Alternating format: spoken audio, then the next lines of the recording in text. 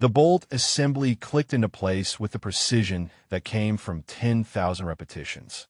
Corporal Vera Castellanos ran the cleaning rod through the barrel one final time, the morning light from the armory windows catching the rifle's immaculate bore. Behind her, boots scuffed against concrete as the Special Forces team filed in for their equipment checkout. "She's never even been downrange," one of them muttered, just loud enough to carry across the room. Staff Sergeant Holden Vance laughed, the sound sharp and dismissive. "Support Pogues don't get it. Cleaning rifles isn't the same as shooting them." Vera kept her movements steady, returning the rifle to its rack. The smell of gun oil and metal polish filled the armory, familiar and grounding. She'd learned years ago not to react to comments like that. Let them think what they wanted. Her job was maintaining weapons to perfect specification, ensuring every rifle that left this armory could perform flawlessly in the field. Vance approached the counter, his teammates clustering behind him. "Morning, Corporal," he said, his tone carrying that particular blend of courtesy and condescension she'd heard 100 times before. "We need to check out the M110S for long-range qual today." He leaned against the counter, confident and relaxed, attempting the 3,800-meter shot. You probably heard about it. She had. The entire base had been talking about it for a week. The shot was legendary, attempted only during advanced qualifications, with a success rate that hovered around 12% even among the most experienced snipers. Wind conditions had to be perfect. The shooter had to account for the Coriolis effect, for temperature gradients, for a dozen variables that could turn a perfect setup into a complete miss. "I heard," Vera replied, pulling the checkout log toward her. She began filling in the serial numbers, her handwriting precise and efficient. $20 says none of us make it," one of Vance's teammates said. Sergeant Booker, according to his name tape. He was younger than the others, eager to prove himself. "That target's the size of a dinner plate at that distance." Vance snorted. "I'll take that bet." He glanced at Vera, then back to his team. "Hell, I'd bet 50 that even our armorer here couldn't hit the berm at 3,800, much less the target." He said it casually, the way someone might comment on the weather, but his eyes held challenge. The other operators laughed. "Come on, Vance," another one said. "That's not even fair. When's the last time she even fired a weapon?" This from a thick-necked staff sergeant whose name tape read Morrison. Vera slid the clipboard across the counter for Vance's signature. "The M110S are in Bay 3, she said evenly. "Pre-zeroed to your specifications from last qual. Ammunition will be issued at the range." Before we dive into the story, drop a comment and let us know what state you're watching from. Maybe you've witnessed similar acts of courage where you're from. Vance signed the form with a flourish. "You know, Corporal," he said, straightening up, "you should come out to the range today. Watch how it's actually done. Might learn something." His smile was all teeth, no warmth. She met his eyes directly. "I'll be there," she said. "Master Sergeant Rourke asked me to verify the target systems are functioning properly." "Perfect," Vance said. Front row seat to watch real shooters work. He grabbed the clipboard and headed toward Bay 3, his team following. Their laughter echoed off the metal storage racks. Vera returned to her workbench, where 3 more rifles waited for final inspection. Her hands moved through the familiar motions, checking headspace, testing trigger pull weight, verifying scope mounting torque. Each movement was automatic, practiced, while her mind calculated distances and wind patterns. 3,800 meters. She'd made that shot before, in a different life, on a different range. The memory was clear and sharp, the way important moments always were. The armory door opened again. Master Sergeant Kip Rourke stepped inside, his weathered face creased with the particular expression that meant he had something on his mind. "Morning, Castellanos," he said. "Heard Vance and his boys were in here." "Yes, Master Sergeant," she replied. "Checked out the M110S for long-range qual." Rourke nodded slowly. He walked to the window, looking out toward the distant rifle range where heat shimmer already distorted the air. "That 3,800-meter shot," he said. "Damn difficult. I've seen shooters with 20 years in the teams fail it 3 times running." He paused, then glanced back at her. "You coming out to check the target systems?" You asked me to, she reminded him. I did, he agreed. He was quiet for a moment, studying her with an expression she couldn't quite read. You ever shoot competitively, Corporal? Some, she said carefully. Before I enlisted. Rourke's eyes narrowed slightly, but he just nodded. Well, he said, should be interesting today. Vance has been talking a big game all week. Would be something to see him actually make that shot. He headed for the door, then paused. Bring your gear, he added. Never know when we might need an extra spotter. After he left, Vera finished the rifle inspections and secured the armory. The morning sun climbed higher, promising heat that would make the afternoon's shooting even more challenging.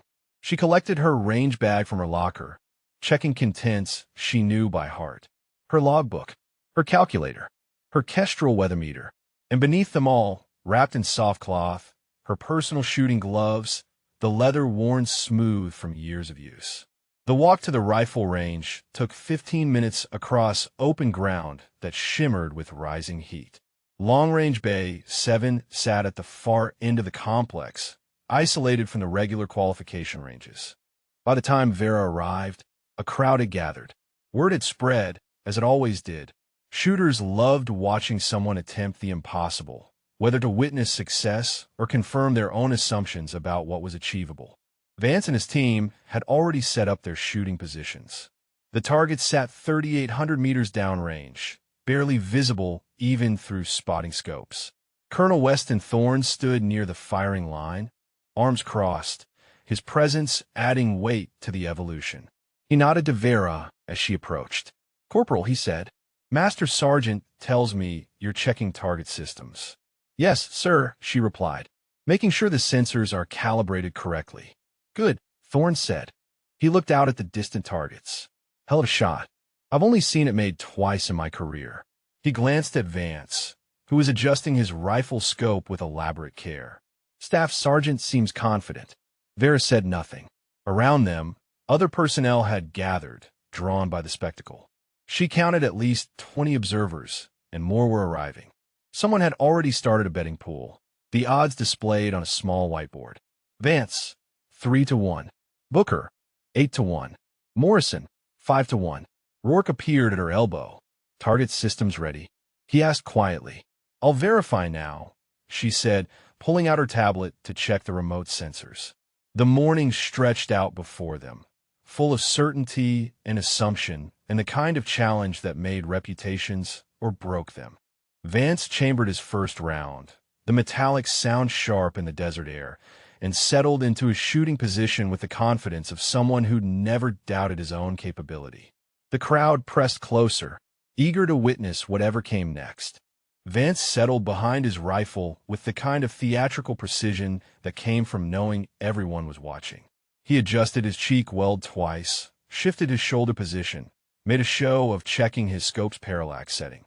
The crowd had grown to nearly 30 now, drawn by words spreading through the base like wildfire. Someone attempting the 3,800-meter shot was entertainment, spectacle, the kind of thing that gave people stories to tell later. Vera knelt beside the spotting scope Rourke had set up, checking the target sensor readout on her tablet. All systems nominal. Wind steady at 4.2 miles per hour from the northwest. Temperature 86 degrees and climbing. Humidity 17%. Every variable tracked and recorded, the data flowing to her screen in real time. Think he'll make it? Booker asked, positioning himself behind his own rifle. He sounded hopeful, like watching his team leader succeed would somehow validate his own capabilities. Morrison laughed quietly. Vance has made shots at 2,800. 38's a whole different animal. He glanced toward where Vera worked with the equipment. Hey, Corporal, he called out. What's the success rate on this shot again? She looked up from her tablet. 12% among qualified long-range snipers, she said. 17% when conditions are optimal. Morrison whistled low. Hear that, Vance? You got a 1 in 8 chance. Vance didn't respond as I pressed to his scope, his breathing controlled and measured. The first shot cracked across the range, the sound sharp and clean. 4 seconds later, dust kicked up 30 meters short of the target and 15 meters right. The spotter behind the observation scope called it immediately. Mississippi short and right. Wind shifted, someone in the crowd muttered. Caught a mid-shot. Vance chambered another round, his jaw tight. He made minute adjustments to his scope, compensating for what he'd seen. The second shot followed 20 seconds later. This one went long, sailing over the target by 20 meters. The crowd's murmuring grew louder. He's overcorrecting, Booker said quietly, concern creeping into his voice. Vance fired 3 more times over the next 10 minutes. Each shot landed somewhere in the vicinity of the target, but never close enough to register on the sensors. The closest pass came within 8 meters, raising a brief surge of excitement from the observers that died when the confirmation came. Mississippi. No impact registered. Colonel Thorne watched with his arms still crossed, his expression neutral, but his presence adding pressure that everyone could feel. After the 5th miss, he walked closer to the firing line. Staff Sergeant, he said quietly, that's good work getting as close as you did. Most shooters don't get within 20 meters their first time at this distance. Vance's face had gone red, whether from sun or frustration wasn't clear. Respectfully, sir, I'd like to continue, he said. I can make the shot. Thorne nodded. You got time, he said, then moved back to his observation position. Morrison took his turn next, settling into position with less showmanship than Vance, but equal confidence. He was stockier, built like someone who'd played football in high school, and never quite lost the linebacker mentality. 6 shots. Not one came closer than 12 meters to the target. Booker followed, his youth and eagerness making him rush his breathing, jerk his trigger. 8 shots produced 8 misses, the closest landing 19 meters from target center. This is brutal, someone in the crowd said. Nobody's even close.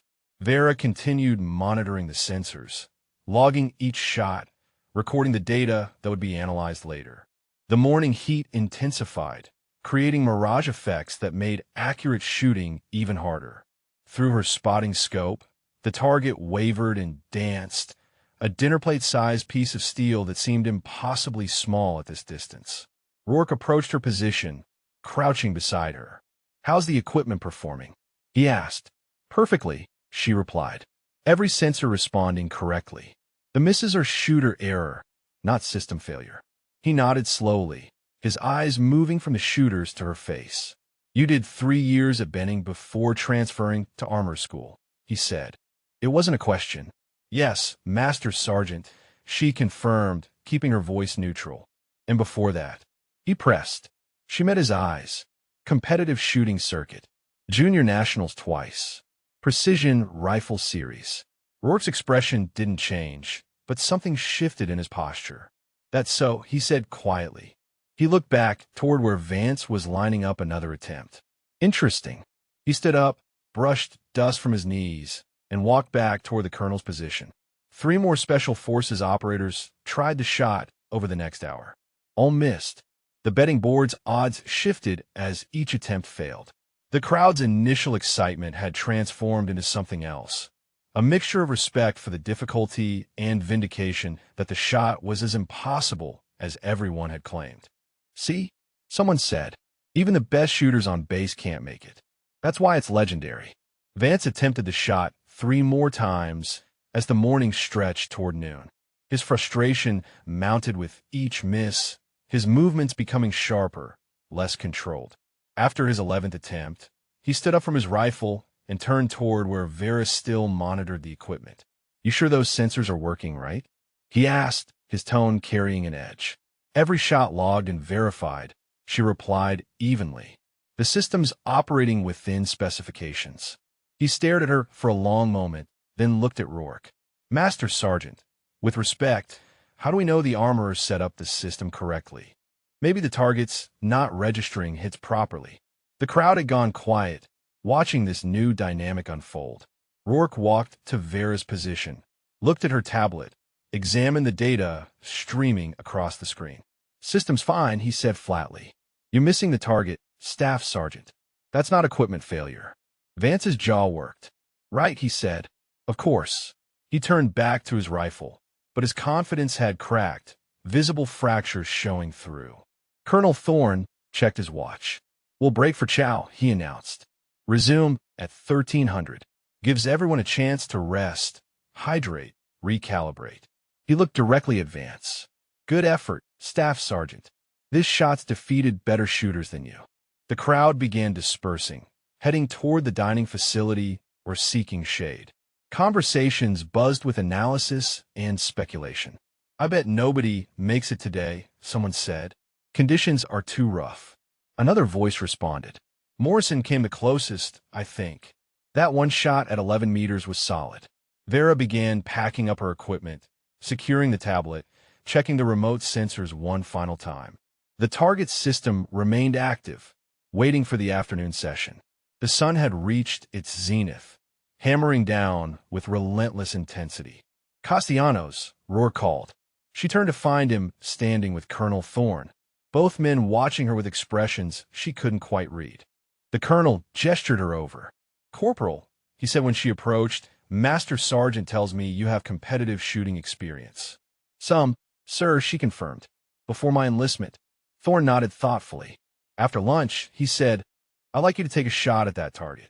Verify the system's working properly. He paused, a slight smile touching his face.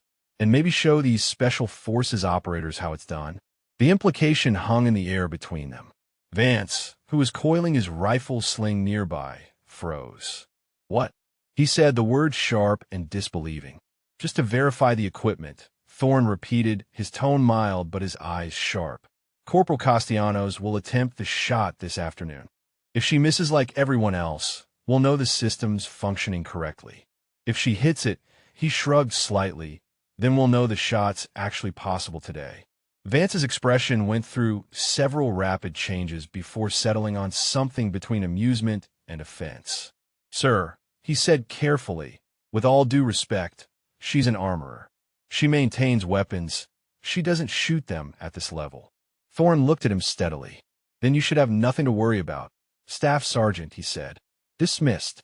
1300 hours. Vera stood there as the others filed away, the weight of what had just happened settling over her like the desert heat. In a few hours, she'd be behind that rifle, every eye on base watching, waiting to see if the armorer could do what the special forces couldn't. The target waited downrange, small and distant and unforgiving. The dining facility buzzed with conversation about the morning shooting. Vera sat alone at a corner table, methodically eating her lunch while voices carried across the room. Did you see Vance's face when the colonel told the armorer to shoot? Someone said, laughter following. This is going to be entertaining, another voice responded. She'll probably drop the rifle. Vera focused on her meal, the familiar rhythm of deployment dining. Chicken breast, rice, vegetables, water. Fuel for what came next. Her mind ran through calculations automatically, years of training and competition creating pathways that never quite faded. Wind speed, air density, Coriolis drift at 3,800 meters. The numbers aligned themselves without conscious effort. Booker appeared at her table, his tray in hand, and uncertainty on his face. Mind if I sit? He asked. She gestured to the empty chair across from her. He sat down, arranging his food with more attention than necessary. Look, he said finally about this afternoon. He paused, seeming to search for words. That shot's really difficult. Like really difficult. Nobody's going to think less of you when you miss. She looked at him directly. You think I'm going to miss? He had the grace to look uncomfortable. I mean, he said, everyone misses. You saw this morning. Morrison's one of the best long-range shooters in the regiment, and he couldn't get closer than 12 meters. He leaned forward slightly. The colonel putting you on the spot like that, it's not fair. You're not a combat arms MOS. You maintain weapons. You don't shoot competitively at special operations level. Vera took a drink of water. I appreciate your concern, she said evenly. Booker nodded, clearly relieved she wasn't offended. Just, don't feel bad about it. He stood up, grabbing his tray. Good luck out there. He headed back toward where Vance and Morrison sat, their table surrounded by other operators. She finished her lunch in silence, watching the clock on the wall tick toward 1300. The dining facility gradually emptied as personnel headed back to their duties or, in the case of a growing number, toward long-range Base 7. Word had spread. The armorer was going to attempt a shot. The impossibility of it made the spectacle irresistible. Vera returned to the armory briefly, unlocking her personal locker. Inside, wrapped in a soft case, lay her competition shooting jacket. She hadn't worn it since before her enlistment, but the leather remained supple, the fit still perfect. She pulled it on, feeling the familiar weight settle across her shoulders. The jacket had traveled with her to 12 states, witnessed 43 competitions, recorded scores that had earned her recognition she'd deliberately left behind when she'd signed her enlistment papers. The walk back to the range felt longer than it had that morning. Heat radiated from the concrete paths, the afternoon sun merciless and bright. In the distance, she could see vehicles parked near Base 7, more than had been there earlier. The crowd was growing. When she arrived, she counted at least 50 people. Word had indeed spread. Personnel from other units had found reasons to be in the area. Even some of the base support staff had wandered over, drawn by curiosity and the promise of watching someone fail at something difficult. The betting board had been updated. New line at the bottom, Castellanos. The odds, 25 to 1 against. Rourke met her at the equipment station. "You ready for this?" he asked quietly. She nodded, setting down her range bag. "Is the rifle I checked out this morning still available?" "M110 in Bay 3, he confirmed. "But the colonel wants you to use one of the rifles the SF guys were shooting. Same equipment, same conditions." He paused. "Fair's fair." She understood the logic. Using the same rifle eliminated any questions about equipment advantage. "Which one?" she asked. "Vance's," Rourke said, and something in his expression suggested he'd argued for exactly that choice. Colonel Thorne stood near the firing line, his presence having drawn even more spectators. When he saw Vera approaching, he raised his voice slightly. "Attention," he called out. The crowd quieted. "Corporal Castellanos will now attempt the 3,800-meter shot to verify our target systems are functioning correctly." He looked at Vera. "Whenever you're ready, Corporal." She approached Vance's shooting position, where his rifle still rested on its bipod. The weapon was beautiful, perfectly maintained, its scope premium glass that cost more than 3 months of her salary. Vance stood nearby, arms crossed, his expression carefully neutral, but his eyes sharp with anticipation of vindication. Vera knelt behind the rifle, checking the position, adjusting the bipod legs slightly. The crowd pressed closer, forming a semicircle behind the firing line. She could feel their attention like physical weight, every eye focused on her, waiting for the inevitable failure that would confirm everyone's assumptions about armorers and combat shooters and the natural hierarchy of military capability. She pulled out her Kestrel weather meter, taking fresh readings. Wind had shifted slightly since morning, now coming from due west at 3.8 miles per hour. Temperature 91 degrees. Pressure holding steady. She input the data into her mental calculations, adjusting for the changed conditions. "You need help with the math?" Morrison called out, his tone helpful but condescending. "Wind calculations at this distance can be tricky if you're not used to them." "I've got it," she replied, continuing her preparation. She checked the rifle's scope settings, noted Vance's adjustments from his morning attempts, began calculating the corrections needed.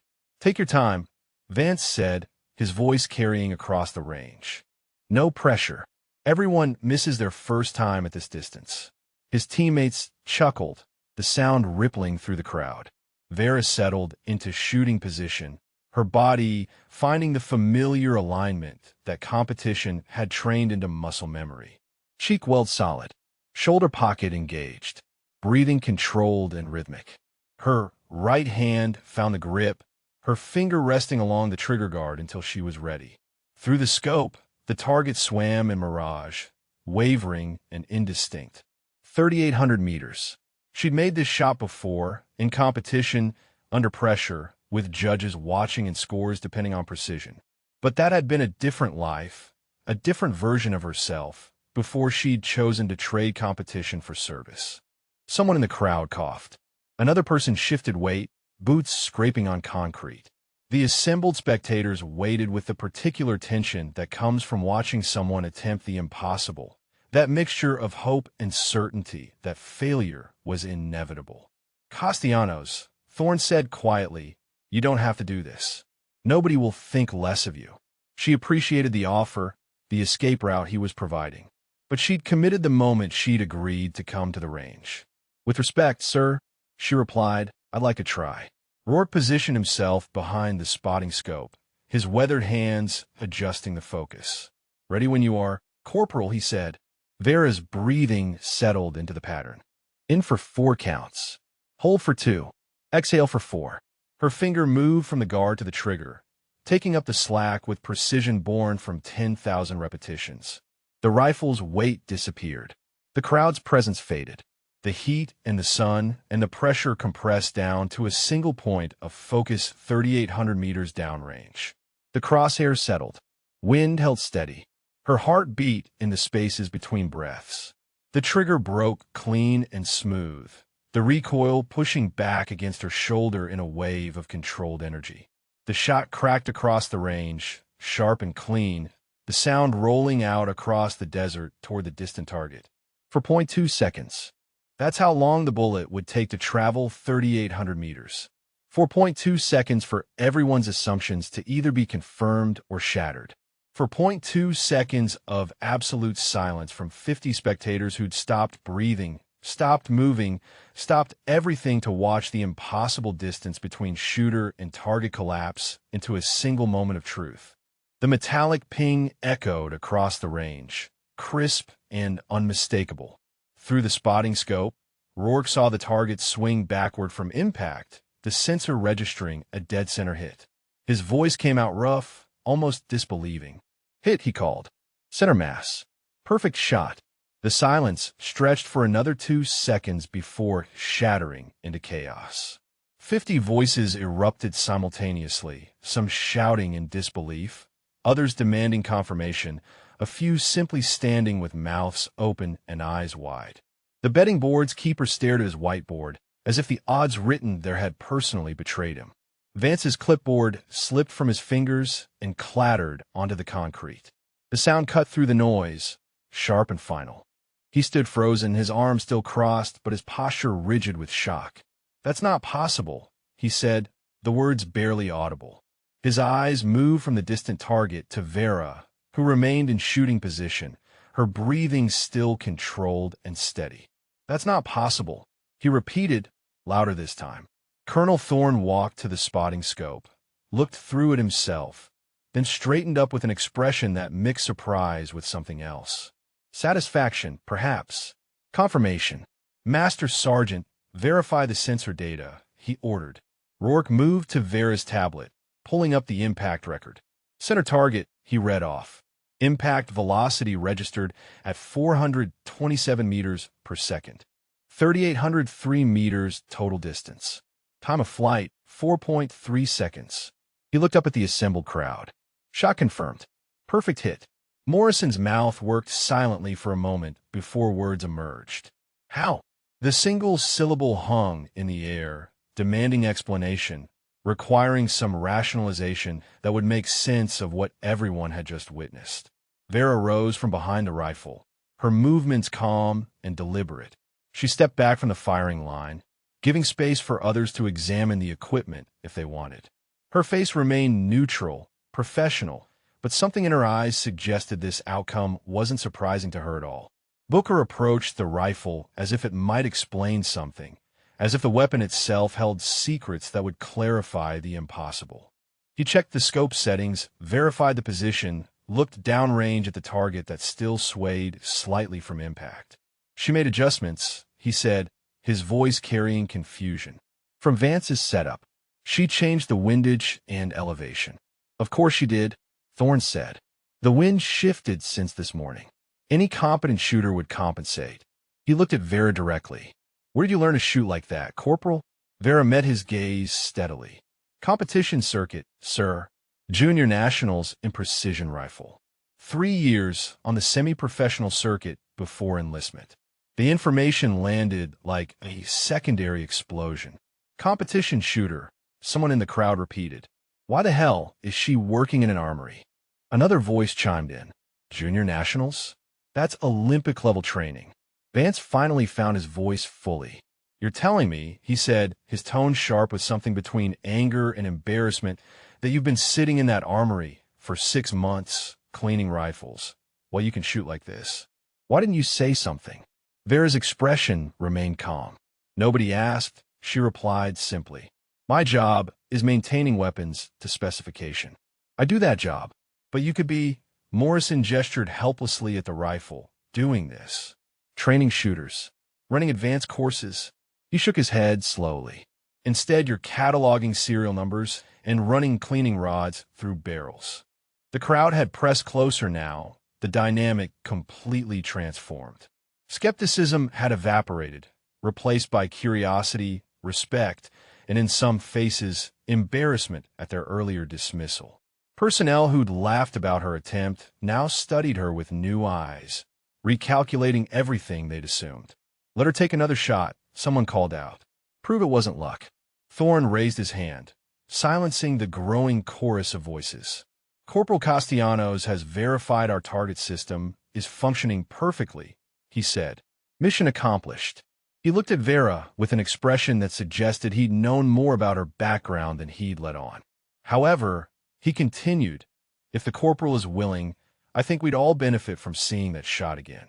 Vera glanced at the rifle, then at the crowd, then back to Thorne. Yes, sir, she said. I could do that. She returned to the firing line, settling back into position behind Vance's rifle. The crowd watched with different energy now, not anticipating failure, but hoping to witness excellence repeated. The betting board's keeper had flipped his board over, writing new odds.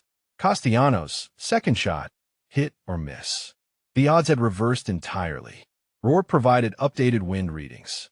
3.6 miles per hour. Still westerly. Temperature 93 degrees. Vera made minute adjustments to the scope, her fingers moving with practiced precision. The rifle settled. Her breathing found its rhythm. The crosshairs aligned. The second shot broke clean. For 0.3 seconds later, another metallic ping rang across the range. The target jumped backward from a second center mass impact. Rourke didn't even need to check the sensors. Hit, he called. Same placement. Maybe 2 inches from the first impact. This time the crowd's reaction was different. Not shock, but appreciation. A few people actually applauded. Morrison let out a low whistle. 2 for 2 at 3,800, he said. That's championship-level shooting. That's international competition standard. Vance stood apart from the group, his face a mixture of emotions he was clearly struggling to control. His rifle, his position, his morning of failure. And now watching someone else make it look effortless with the same equipment he'd blamed for his misses. Finally, he approached Vera as she stood up from the rifle. Teach me, he said, the words clearly difficult for him to speak. Whatever you're doing differently, I need to learn it. Vera looked at him for a long moment. Wind reading, she said finally.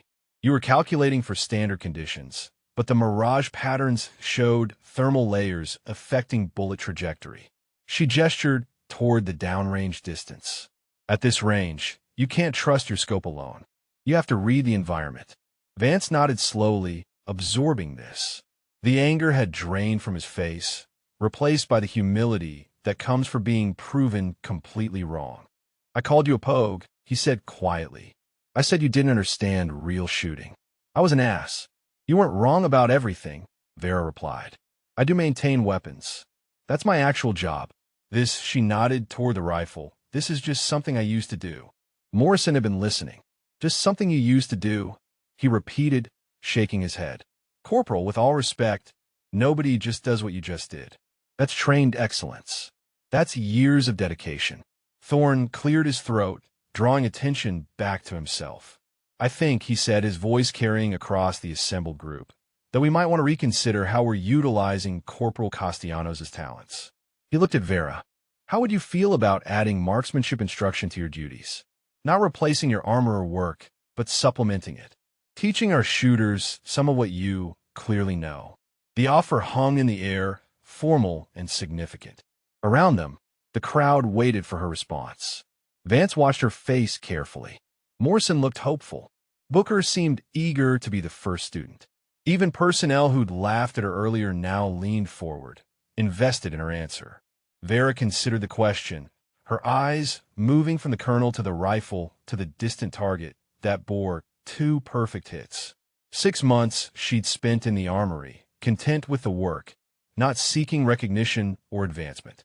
But standing here now, with 50 people looking at her with respect instead of dismissal, with the proof of her capability ringing metallic and true across the desert air, something shifted.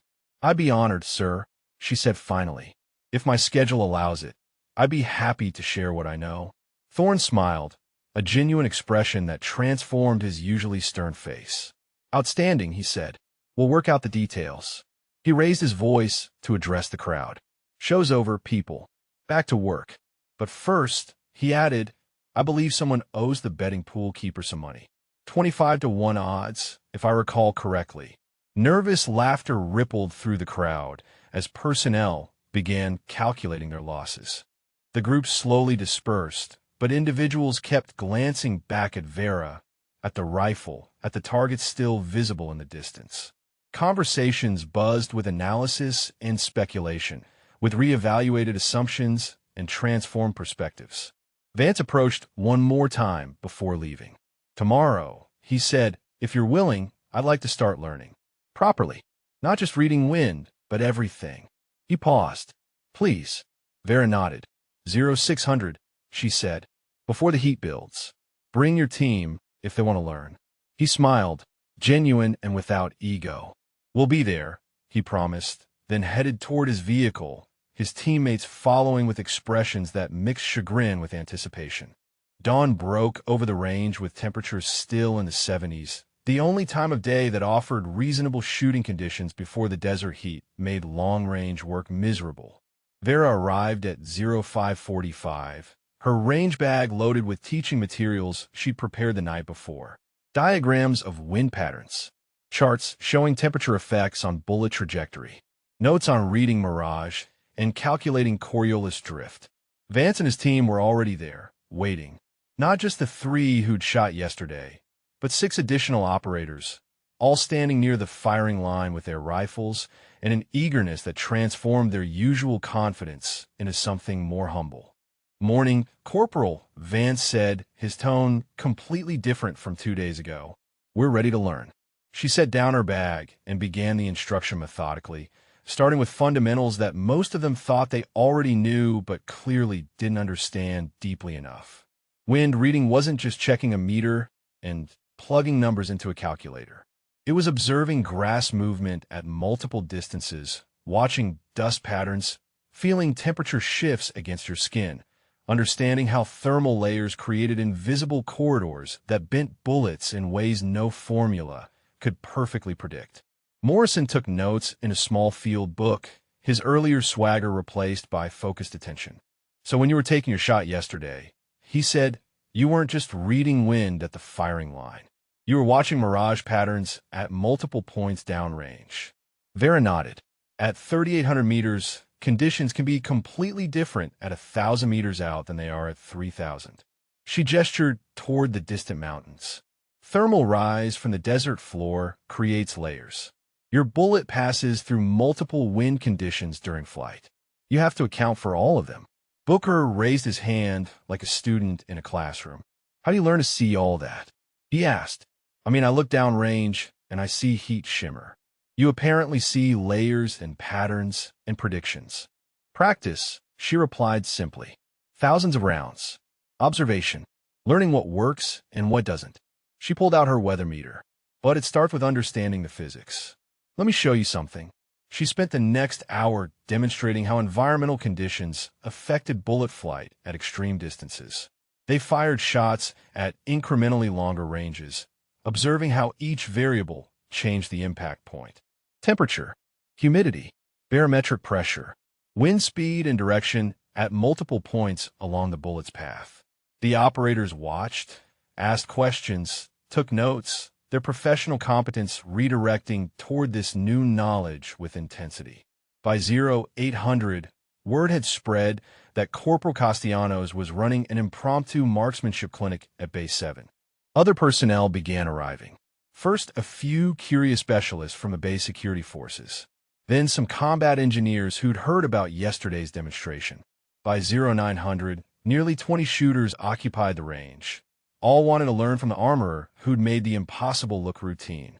Colonel Thorne arrived at 0930, accompanied by Master Sergeant Rourke and another figure Vera recognized immediately. Major Helena Driscoll, the base operations officer, known for her meticulous attention to detail and her habit of personally evaluating any capability that might enhance unit readiness. She observed for 15 minutes without speaking, watching Vera guide a young specialist through the process of reading wind at 2,000 meters. After the specialist's successful hit, Driscoll approached. "Corporal Castellanos," she said, her tone professional and direct. "I've been reviewing your service record. Junior national champion twice. Precision Rifle Series competitor for 3 years. Multiple regional championships." She paused, studying Vera's face. "Yet you enlisted as a supply specialist and went to armor school. Why?" The question hung in the morning air. Around them, other shooters had paused their practice, interested in the answer. Vera set down the rifle she'd been adjusting. "Competition became less appealing, ma'am," she said carefully. "I wanted to serve in a different capacity. Maintaining weapons felt more important than winning trophies." Driscoll nodded slowly. "Noble sentiment," she said. "But watching you teach these operators, watching what you demonstrated yesterday, I'm wondering if we've been underutilizing your talents." She glanced at Thorne. "Colonel and I have been discussing it. We'd like to formalize your instruction role, make you the base marksmanship coordinator. You'd still maintain your armor duties, but you'd also be responsible for advanced shooting programs." The offer was significant, a role that carried weight and visibility. Vera looked at the assembled shooters, at Vance who watched her carefully, at the rifles lined up on the firing line. 6 months she'd spent in relative anonymity, content with maintenance work. Now, they wanted her front and center, teaching and demonstrating and being evaluated constantly. "I need to think about it, ma'am," she said finally. "It's a big change." "Of course," Driscoll replied. "Take 24 hours. She turned to leave, then paused. "By the way," she added, "there's a regional military marksmanship competition in 6 weeks. Multi-service event. If you're interested, I'd like to enter you as our representative. First place comes with a rather substantial professional development opportunity." She left without waiting for a response, Thorne following after giving Vera an encouraging nod.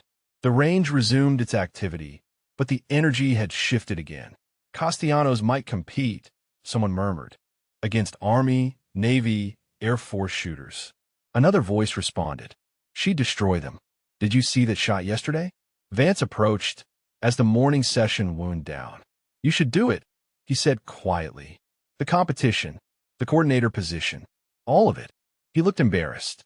"I've been in special operations for 8 years. I thought I knew what elite capability looked like. Yesterday, you showed me I've been mediocre and didn't even know it. People need to learn from you." Vera began packing her equipment, considering his words. The other operators gathered their gear, several stopping to thank her for the instruction, asking when the next session would be. The young specialist who'd made his first successful hit at 2,000 meters looked like he'd discovered religion, his face bright with accomplishment. By the time she returned to the armory, the morning's teaching had consumed 4 hours. Her regular duties waited, rifles needing inspection, maintenance logs requiring updates, inventory counts overdue. She settled into the familiar work, letting the routine calm the tumult of change and opportunity and transformed expectations. Rourke found her at lunch, sitting alone again in the dining facility. "Mind if I join you?" he asked, already setting down his tray. He ate in silence for a few minutes before speaking. "I put you forward for this," he said finally. "Told the colonel about your background. Pushed for them to see what you could do." She looked at him, surprised. "Why?" He shrugged. "Waste of talent," he said. "You maintaining rifles is fine work, necessary work. But you teaching others how to shoot at that level? That's force multiplication. That's making the entire unit better." He took a drink of water. "Plus," he added with a slight smile, "I was getting tired of hearing special operations personnel act like they're the only ones with elite skills. Watching you humble Vance was extremely satisfying." Vera smiled despite herself. "He wasn't expecting it," she said. Nobody was, Rourke agreed. That's what made it perfect. He stood up, grabbing his tray. 24 hours to decide on the coordinator position. But between you and me, you've already decided. You're just making sure it's the right decision. He headed toward the dish return. It is, he called back over his shoulder. The afternoon brought a steady stream of visitors to the armory. Personnel stopping by with questions about shooting techniques. Others wanting to know if the morning sessions would continue. A few simply coming to see the armorer who'd made the impossible shot, as if proximity might reveal some secret they could absorb. Vera handled each interruption with patience, answering questions while continuing her maintenance work. By 1600 hours, she completed her daily duties and secured the armory. The walk back to her quarters took her past the long-range bays, where she could see shooters still practicing, their forms improved from the morning's instruction, their focus sharper. At Bay 7, someone had posted the sensor data from her shots on a board near the firing line.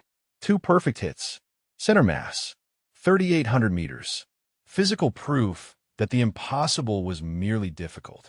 That evening, sitting in her small room, Vera pulled out her old competition shooting journal. The entries dated back 7 years, tracking every match, every score, every lesson learned. The final entry was from 3 weeks before her enlistment.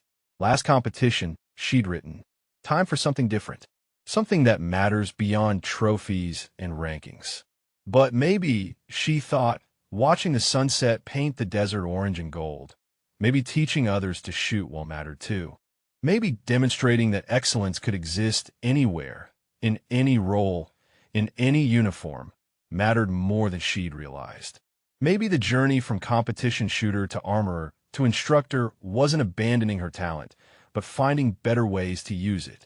She opened her laptop and composed an email to Major Driscoll. "Ma'am," she wrote, "I accept the marksmanship coordinator position. Additionally, I'm interested in the regional competition. Please send me the details and requirements." She signed it formally, hit send, and felt the decision settle over her like the evening cool. Right and inevitable and full of possibility she hadn't expected to find. The marksmanship coordinator position came with a small office attached to the armory, a space that had previously stored outdated manuals and broken equipment. Vera spent her first weekend in the new role clearing debris and setting up a proper workspace. Whiteboard for planning training schedules. Filing cabinets for student records. A desk position where she could see both the armory floor and the window overlooking the ranges. Monday morning brought her first official class.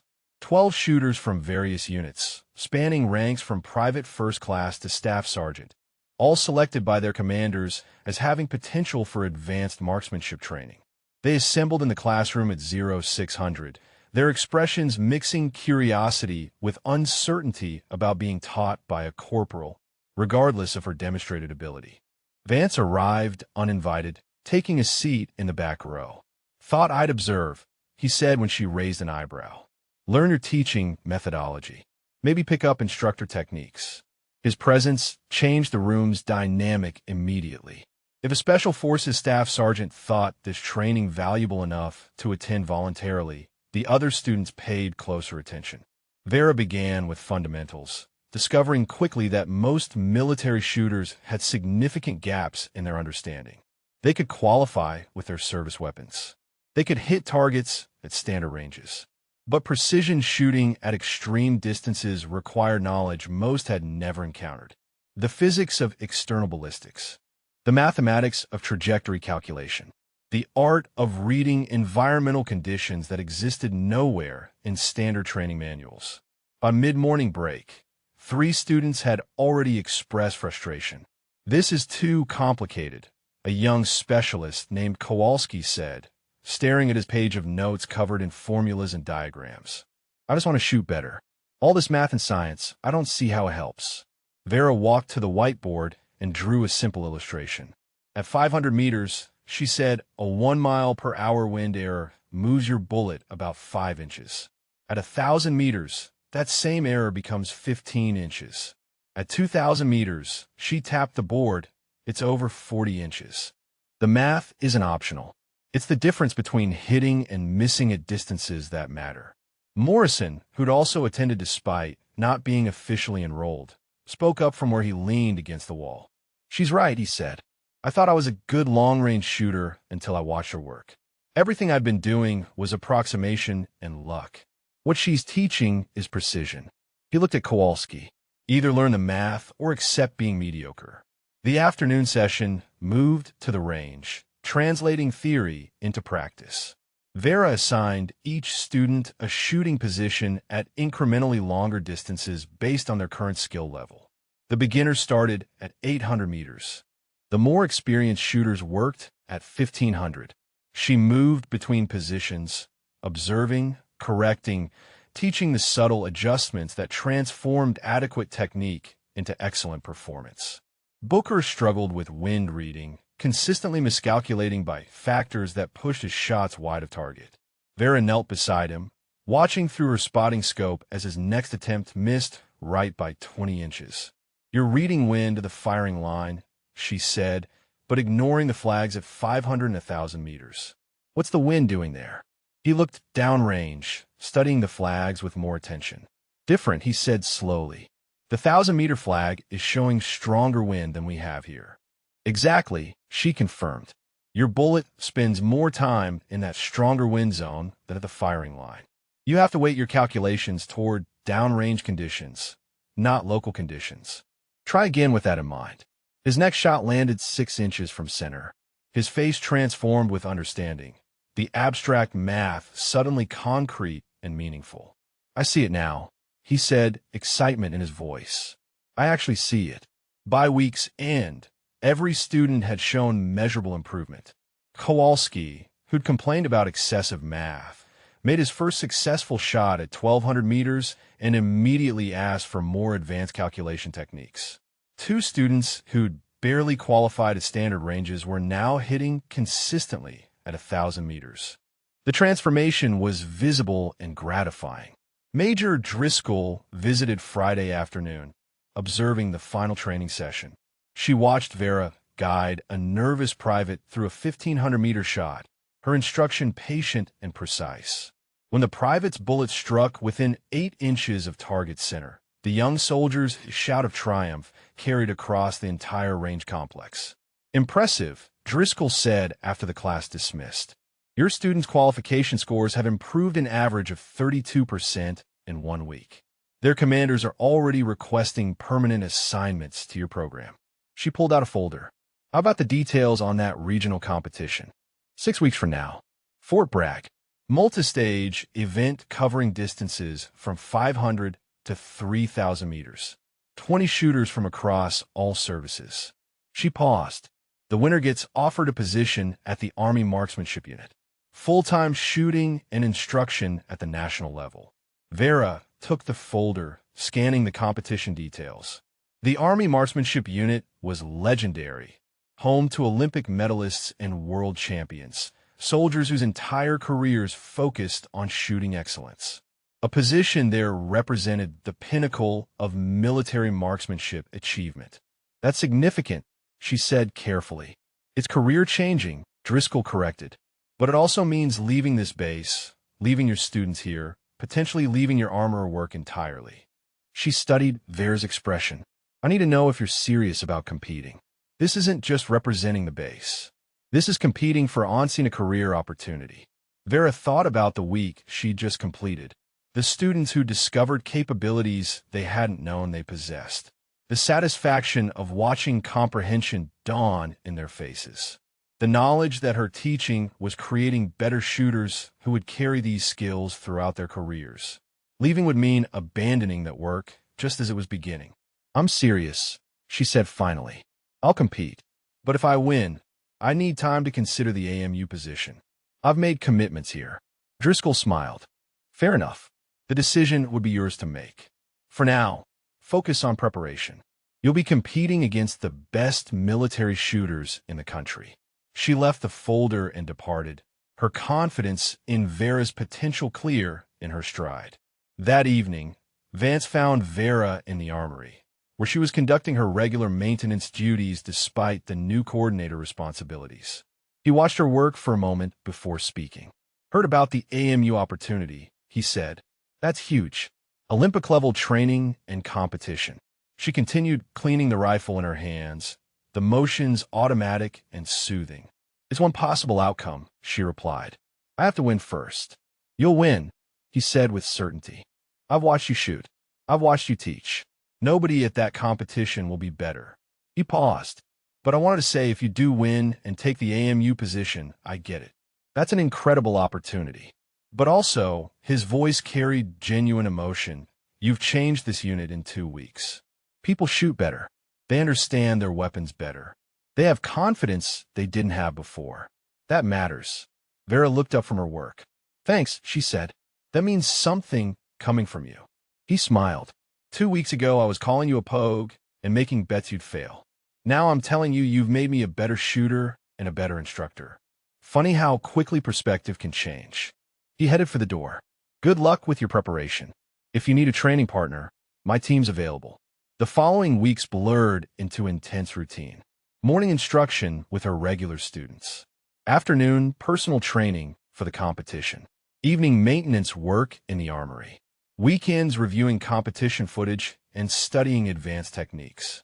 The base shooting culture had transformed entirely, with ranges constantly occupied by personnel working to improve their skills using methods Vera had taught. Rourke checked on her progress regularly, his gruff exterior hiding genuine investment in her success. You're running yourself hard, he observed one evening, finding her still in the office at 2100 hours, planning tomorrow's lessons and training for competition and maintaining the armory. That's 3 full-time jobs. I can handle it, she assured him. I know you can, he replied.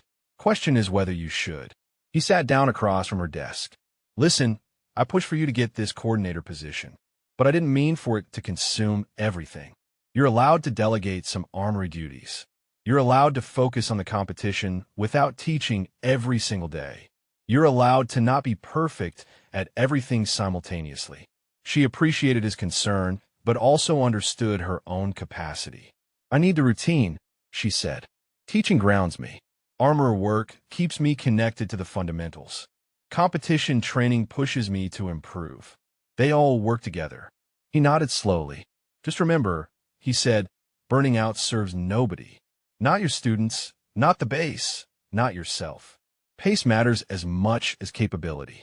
He stood up, heading for the door. But I'll shut up now, because I know you'll do what you think is right regardless of my advice. Always have. After he left, Vera sat in the quiet office, surrounded by training schedules and competition plans and maintenance logs. Through the window, the ranges stretched dark and silent under desert stars. In 6 weeks, she'd compete against the best military shooters in the country. In the meantime, she had students to teach, weapons to maintain, skills to refine. The work was overwhelming and exhausting and exactly what she needed. Fort Bragg sprawled across the North Carolina landscape, massive and imposing, home to some of the military's most elite units. Vera arrived 3 days before the competition, accompanied by Major Driscoll and a small contingent from the base who'd volunteered to serve as support crew. The competition venue occupied Range 19, a facility specifically designed for extreme, long-range shooting with targets extending out to 3,000 meters. Registration brought her face-to-face with the other competitors. 19 shooters, each representing their service branch's best. Army snipers with combat deployments. Marine Corps precision marksmen with multiple championships. Navy SEAL operators who trained at the most advanced schools. Air Force security personnel who'd won international competitions. They sized each other up with professional courtesy that couldn't quite hide the competitive assessment happening behind polite introductions. A tall Marine gunnery sergeant named Reichert studied Vera's name tape with barely concealed skepticism. Corporal, he said, his tone making the rank sound like a question. You're representing your base as a corporal? She met his eyes steadily. Yes, gunnery sergeant, she replied. Seems to be working out so far. His companion, a Marine captain named Torres, smiled slightly.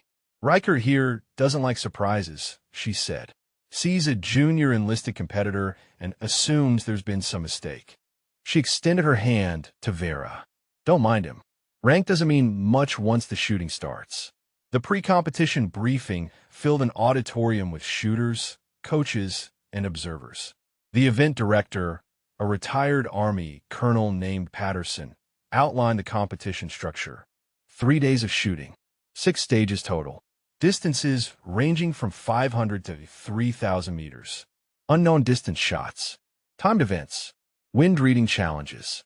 Each stage designed to test different aspects of precision marksmanship. Total possible score, 1,500 points. Highest score wins. Patterson's eyes moved across the assembled competitors. This competition identifies the best military shooter in the country, he said. Winner receives orders to the Army Marksmanship Unit, full-time position, representing the United States in international competition. Second and third place receive advanced training opportunities and career enhancement. Everyone else goes home with the knowledge they competed against the best. He paused. Course of fire begins 0700 tomorrow. Winds forecasted to be challenging. Good luck. That evening, Vera walked the ranges, studying the terrain and wind patterns. The facility was immaculate, targets positioned with precision, shooting positions prepared to exacting standards. But the wind here was different from desert conditions she knew intimately. More variable. Trees created turbulence. Temperature gradients shifted unpredictably. The ocean's influence, even miles away, changed how air moved across the range. She found Torres doing the same reconnaissance, the Marine captain using a handheld anemometer to check wind at different positions. Mind if I join you? Torres asked, falling into step beside Vera. I like to see who takes preparation seriously. Tells me who to worry about. They walked together in comfortable silence, both reading the environment with professional focus. After 20 minutes, Torres spoke again. Reichert gives you grief because he's worried, she said. Saw you on the registration list. Did some checking. Found your competition history. Junior national champion. Precision Rifle Series finalist. Then you disappeared for 3 years. She glanced at Vera. Until 2 weeks ago when you made some kind of impossible shot that got you entered here. Word travels, Vera observed. In the shooting community? Torres said. Always. Especially when someone comes out of nowhere and threatens to upset expectations. She stopped walking, turning to face Vera directly. Reichert's good. Really good. He's won 3 regional competitions and placed second at nationals last year. But between you and me, I think you're better. That worries him. Why are you telling me this? Vera asked. Torres shrugged. Professional courtesy. Also because I'm competing too, and I'd rather lose to someone genuinely skilled than watch politics and rank determine the outcome. You shoot well. You deserve recognition regardless of what insignia you wear. She extended her hand again. May the best shooter win. They shook, an understanding passing between them that transcended service rivalries. Whatever happened over the next 3 days would be decided by capability, not courtesy or assumption. Day 1 began in cool morning air that promised heat later. Stage 1 covered 500 to 1,000 meters, known distance, 20 shots total. Vera settled into her first shooting position, the rifle feeling familiar despite being borrowed equipment from the competition armory. The targets appeared, steel plates at precisely measured ranges. She began her sequence, breathing controlled, technique automatic from thousands of repetitions. 20 shots, 20 hits. Perfect score for stage 1. She wasn't alone. 8 other competitors also shot clean, including Reichert and Torres. The real differentiation would come at longer ranges where minor errors magnified into significant misses. Stage 2 pushed distances to 1,500 meters with unknown ranges, requiring shooters to estimate distance and calculate holds without assistance. Wind had picked up, gusting between 8 and 12 miles per hour from the northeast. Vera observed the trees, the grass, the mirage patterns that revealed invisible air currents. She made her calculations and began shooting. 18 hits out of 20. Good, but not perfect. Reichert managed 19. Torres hit 17. An Army sergeant first class named Whitmore, who'd been quiet during registration, shot a perfect 20 and suddenly became someone everyone watched carefully. Lunch break brought competitors together in the shade of a covered pavilion. Conversations buzzed with analysis and speculation. "Whitmore's killing it," someone said. "Perfect on stage 2 when wind was brutal." Another voice added, "But Torres and Reichert are right behind him. And that corporal, the quiet one, she's in the top 5 after 2 stages." Vera ate alone, reviewing her notes from the morning. Her misses on stage 2 had come from slight wind miscalculations, reading gusts as steadier than they actually were. The lesson was clear. This environment required constant reassessment, not trusting previous readings even for minutes before. Stage 3 tested shooters at 2,000 meters with time constraints. 60 seconds to engage 5 targets, unknown order, with wind shifting unpredictably. This was where competition separated good shooters from exceptional ones. At 2,000 meters, a 1-second delay in wind shift recognition could mean complete misses. Vera watched the first few competitors struggle. 3 hits out of 5 seemed to be the average. One shooter managed 4. Then Reichert stepped up, his movements efficient and practiced. 4 hits in 53 seconds. The crowd of observers murmured appreciation. "That's championship shooting right there," someone said. Torres followed with 3 hits, her frustration visible when her 4th shot went wide from a sudden gust. Whitmore took his turn and matched Reichert's 4 hits, his time even faster at 48 seconds. The pressure mounted as each shooter's performance set benchmarks others had to meet or exceed. Vera's turn came late in the rotation. She settled behind the rifle, started her timer, identified her first target. The wind flag showed northeast at 10 miles per hour, but the trees suggested stronger gusts building. She took her first shot, heard the satisfying ping of steel. Shifted to target 2. The wind pushed right. She compensated, fired another hit. Target 3 appeared further left. She calculated the angle change, adjusted her hold, squeezed the trigger. Hit. 28 seconds elapsed. 2 targets remained. The wind gusted hard, bending grass in visible waves. She waited 3 seconds for it to settle, found target 4, made the shot. Hit. Target 5 was the most distant, positioned at maximum range. The wind had shifted again, now pushing from due north. She recalculated rapidly, held further left than seemed reasonable, trusted her reading. The shot broke clean. For seconds of flight time, the distant ping reached her ears. Hit. 5 for 5. 47 seconds. The observers erupted in conversation, the performance unexpected and dominant. Patterson, who'd been recording scores, looked up from his clipboard with raised eyebrows. "Clean stage," he called out. "All targets under 50 seconds. Outstanding shooting, Corporal." Reichert watched from the sidelines, his expression unreadable. Torres caught Vera's eye and nodded, a small gesture of acknowledgement between competitors who recognized excellence. Whitmore studied Vera with new intensity, reassessing the competition he'd assumed he was leading. The afternoon sun beat down as remaining competitors completed stage 3. By day's end, scoring had begun to separate the field. Whitmore led overall with 280 points. Vera sat second with 275. Reichert third with 270. Torres fourth with 260.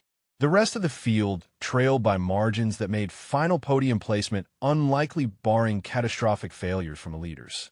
That evening, Major Driscoll found Vera reviewing the day's data. "You're in second place," she said, unable to hide her excitement. "After day 1, you're second in the entire competition." "Vera, do you understand what that means?" She understood. It meant tomorrow's stages would determine everything. It meant 3 more days of shooting at distances where the difference between first and 5th place could be measured in inches. It meant the Army marksmanship unit position was genuinely possible, not just theoretical. "It means I need to shoot better tomorrow," she replied simply. Stage 4 is 3,000 meters. That's where real separation happens. Driscoll smiled. "Get some rest," she said. "Tomorrow you show them what you can really do." Day 2 dawned with fog rolling across the ranges, dense and gray, delaying the start time by 90 minutes while visibility improved. The competitors gathered in the pavilion, drinking coffee and watching the mist gradually thin under the rising sun. Conversations were more subdued than yesterday, the weight of competition settling over everyone as the crucial stages approached. Reichert sat alone, methodically cleaning his rifle's bolt assembly despite having done so the night before. His movements were precise but repetitive, a ritual that revealed his tension. Torres noticed Vera watching him. "He always does that when he's nervous," she said quietly. 3 times before nationals last year. 4 times before he shot his qualifying score for this competition. The more pressure he feels, the more he cleans. Vera understood the impulse. Everyone had their pre-performance routines, actions that created the illusion of control when outcomes actually depended on 100 variables beyond anyone's influence. Her own ritual was simpler. She reviewed her competition journal, reading entries from previous matches, reminding herself of lessons learned and challenges overcome. Stage 4 began at 0900 with visibility finally adequate for 3,000-meter shooting. The longest distance in the competition, the stage that separated pretenders from champions. 10 shots, each target a steel plate measuring 18 inches square. Wind forecasted to gust between 12 and 18 miles per hour. Temperature rising toward 90 degrees. Conditions that would make accurate shooting extraordinarily difficult. Patterson gathered the competitors for final briefing. At 3,000 meters, he said, "You're looking at bullet flight time exceeding 3 seconds. Wind will change during that flight. Temperature layers will bend your trajectory. Every small error magnifies into large misses." He paused, looking across the assembled faces. This stage historically has the lowest hit rate in the competition. Last year's winner scored 6 out of 10 here. Average was 3. Shoot well. Whitmore went first, his earlier confidence now tempered by visible caution. He took his time on each shot, sometimes waiting minutes for wind conditions to stabilize. 7 minutes into his 10-minute time limit, he fired 6 shots with 3 hits. Respectable, but not dominant. His 7th shot missed wide left when a gust caught his bullet mid-flight. 8th shot hit. 9th missed long. 10th barely caught the target's edge. 4 hits total. Solid shooting that nonetheless felt like opportunity lost. Torres shot next with aggressive confidence, not waiting for perfect conditions, but trusting her reading and calculations. Her approach was riskier, but potentially higher reward. 5 hits out of 10, each one decisive and well executed. She stepped away from the rifle with a satisfied nod, having shot to her capability in challenging conditions. Reichert approached his shooting position with the deliberate calm of someone who'd prepared for exactly this moment. His first 3 shots all hit precise and controlled. The 4th missed when wind shifted unexpectedly between his shot and impact. He adjusted, refocused, hit the 5th. Missed the 6th. Hit 7th and 8th. Missed 9th. The 10th shot would determine if he matched or exceeded Torres. He waited 30 seconds for wind to settle, took a breath, squeezed the trigger. The distant ping reached them 3 seconds later. Hit. 6 out of 10. The best score so far. The observers buzzed with commentary. 6 at 3,000 in these conditions, someone said. That's near perfect shooting. Torres nodded in acknowledgement. He beat me, she admitted freely. That last shot under pressure was championship level. Vera's turn came after 2 more competitors posted scores of 2 and 3 hits respectively, reminding everyone how difficult this stage truly was. She settled behind the rifle, checked her weather meter, observed the wind flags at multiple distances. The conditions had degraded further, wind now gusting to 20 miles per hour with irregular patterns that made prediction treacherous. She took her first shot and watched through her scope as the bullet impacted 6 inches left of target. Clean miss. The crowd murmured. Her second attempt compensated for the miss, adjusting her hold significantly right. Hit. 3rd shot hit. 4th hit.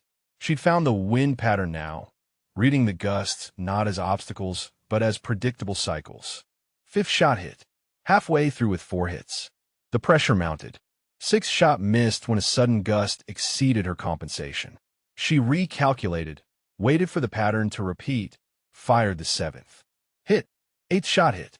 9 out of 10 fired with 6 hits. She needed both remaining shots to tie Reichert at 6 or surpass him with 7.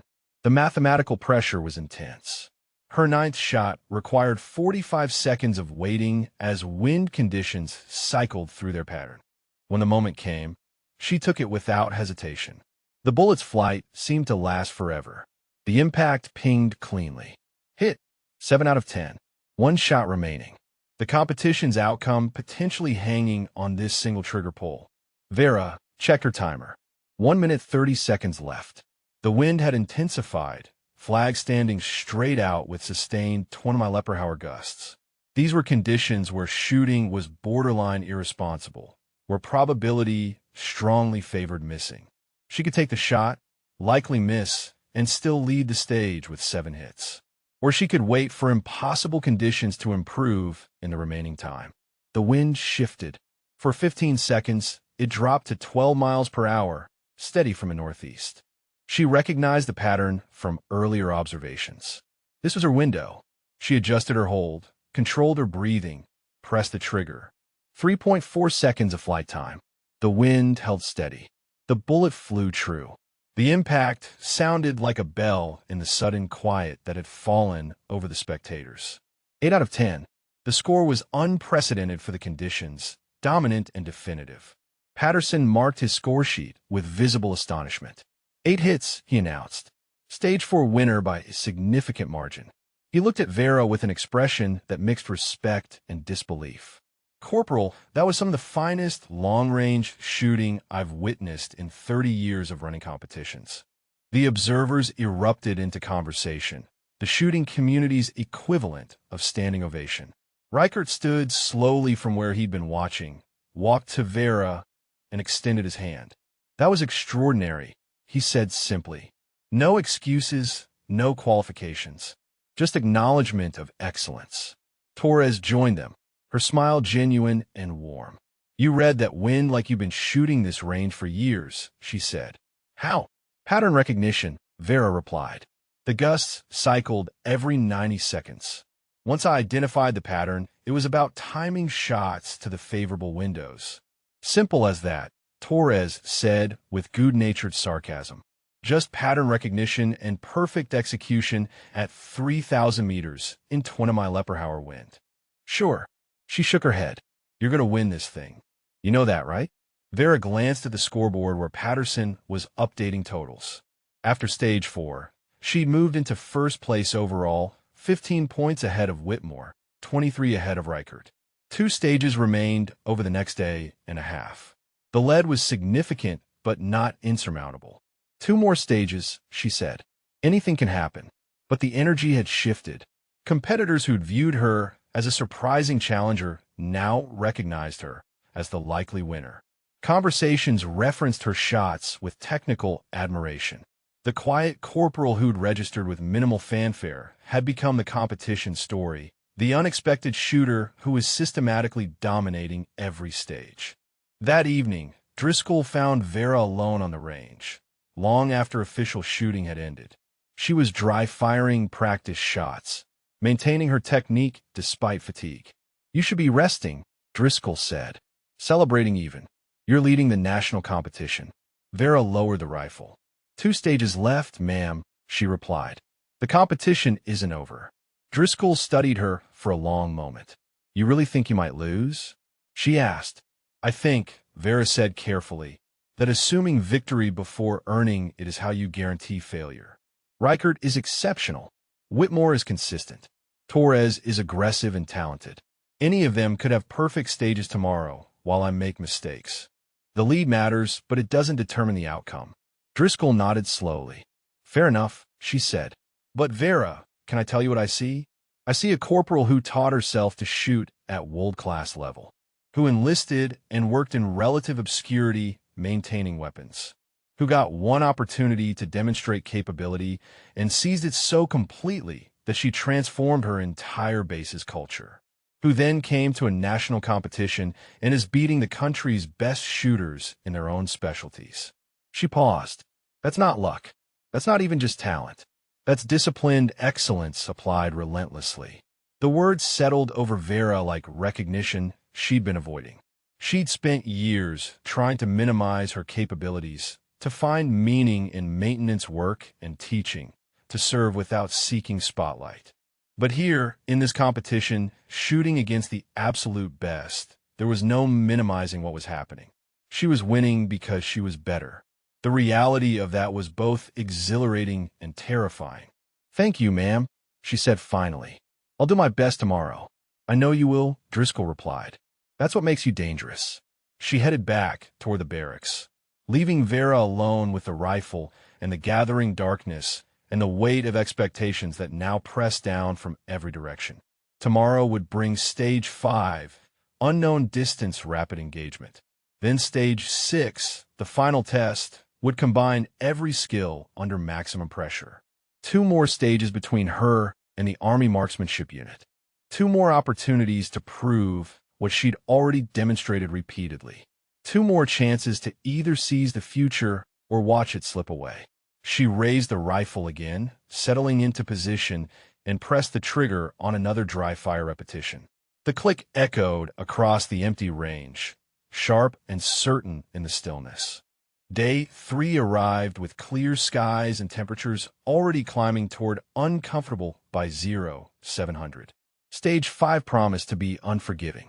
Unknown distance rapid engagement. 12 targets scattered across the range from 800 to 2,500 meters. No range card provided. No assistance permitted.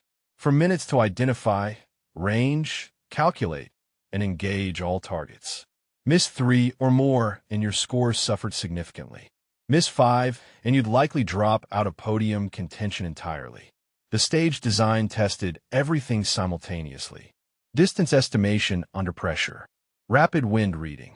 Quick calculations. Smooth transitions between targets. Mental resilience when shots missed, and time continued ticking away mercilessly. Patterson had designed it specifically to induce mistakes, to find a breaking point where speed overcame precision and shooters fell apart. Whitmore, despite his consistent performance, seemed rattled by the previous day's deficit. He approached Stage 5 with visible tension, his movements less fluid than before. 7 hits out of 12. Respectable, but not competitive. His lead had evaporated entirely, and his body language showed he knew it. He stepped away from the firing line with shoulders slumped, the weight of near victory turned to certain defeat evident in every motion. Torres shot with her characteristic aggression, engaging targets rapidly with minimal hesitation. Her approach worked brilliantly for the first 8 targets, all hits in under 2 minutes. Then she rushed a transition, miscalculated distance on a mid-range target, and missed. The mistake rattled her. She missed the next 2 as well, forcing herself to slow down for the final 3. 9 hits total in 3 minutes 40 seconds. Good shooting that felt insufficient given her earlier perfection. 9's not enough, she muttered, stepping away from the rifle. Not with how Castellanos is shooting. She looked at Reichert, who was preparing for his attempt. You need perfect or near perfect to stay in this. Reichert nodded silently, his face set with determination. He'd won regional competitions before. He'd placed second at nationals. This was supposed to be his year, his championship, his ticket to the Army Marksmanship Unit. But a corporal from a small base had appeared and was systematically dismantling those expectations. He settled behind his rifle with grim focus. His performance was methodical brilliance. Steady pace, accurate distance calls, precise wind reading, target after target pinged with satisfying consistency. 11 hits out of 12, missing only a difficult angled target at 1,900 meters. 3 minutes 52 seconds.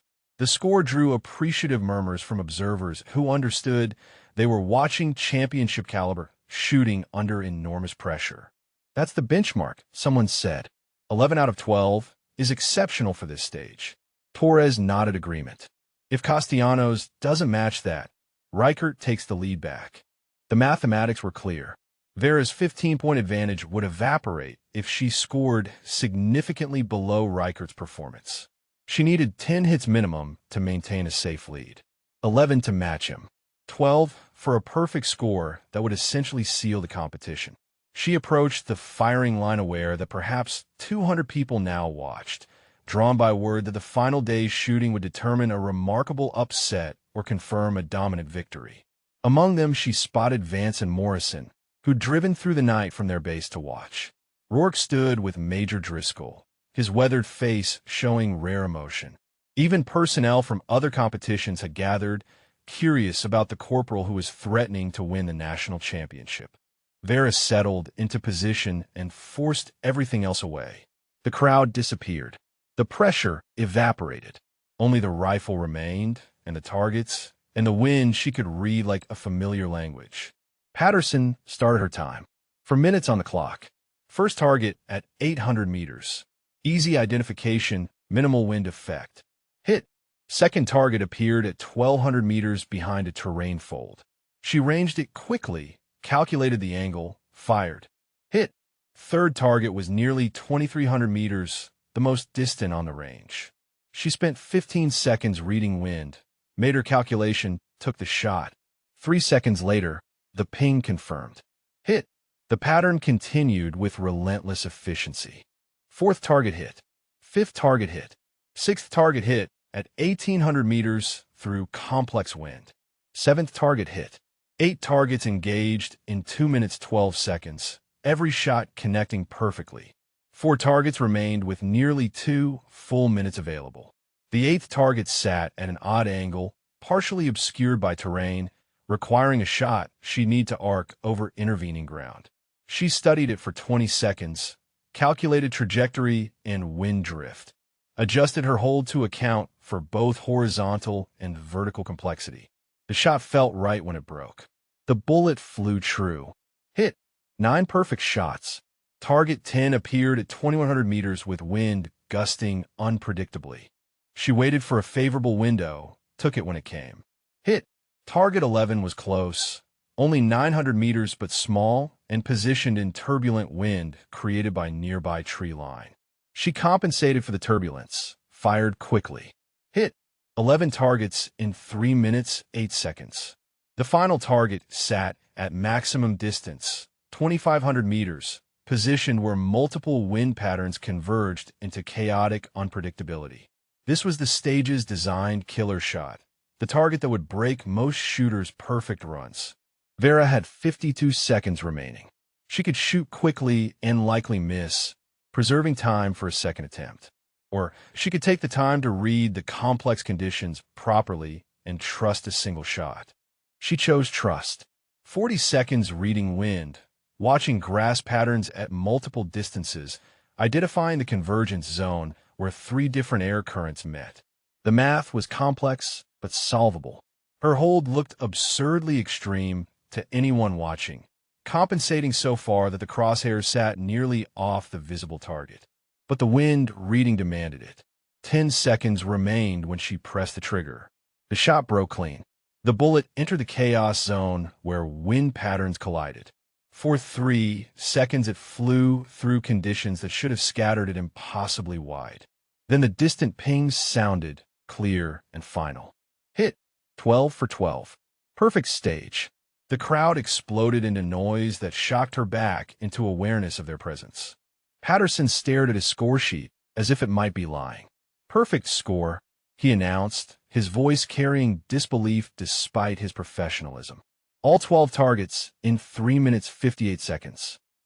He paused, searching for words. That's the best performance on this stage in the competition's history. Reichert stood frozen, watching Vera step away from the rifle. His expression showed no anger, no resentment, just pure recognition that he'd witnessed something extraordinary. He walked over and offered his hand again. That wind reading on the final shot, he said. I watched you hold off target and wondered if you'd lost your mind. It hit dead center, and I understood. You saw wind patterns I couldn't even identify.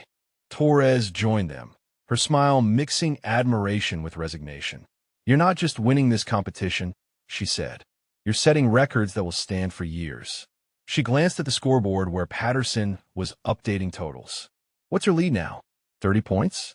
32, Driscoll said, appearing at Vera's shoulder with barely contained excitement. "With one stage remaining, you need to completely collapse while Reichert shoots perfectly to lose this." "Stage 6 still matters," Vera said quietly, though she understood the mathematics.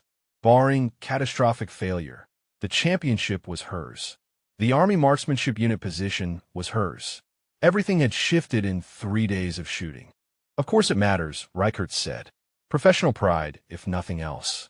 He looked at her directly. "But Castellanos, between competitors, you've already won. The final stage is just making it official." His acknowledgement carried weight, the recognition of one elite shooter accepting another's superiority. The afternoon brought stage 6 preparation briefings. The final test combined everything. Moving targets at unknown distances from 1,000 to 2,800 meters. Wind changing throughout the stage. 10 shots in 6 minutes with penalties for misses that multiplied based on target difficulty. The stage was designed as a showcase finale, dramatic and demanding, requiring shooters to demonstrate every skill under maximum pressure. That evening, Vera sat alone in her barracks room, reviewing the day's performance. 12 for 12 on stage 5. The perfect score had extended her lead to mathematically insurmountable margins. Tomorrow's stage 6 would determine final placing for others, but her championship was secure unless she suffered complete collapse. A knock on her door revealed Vance and Morrison, still wearing the dust from their overnight drive. "We couldn't miss this," Vance said. "Watching you shoot today, seeing you dominate every stage," he shook his head.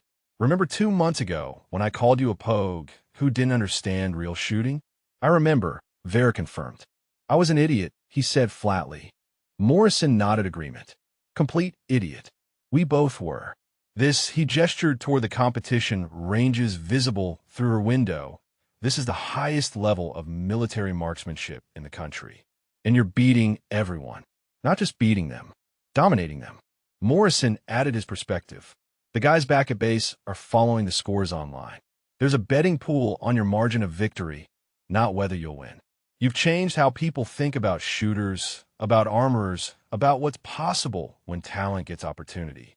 They stayed for an hour, talking about the competition, about her teaching program back at base, about the Army Marksmanship Unit opportunity that now awaited.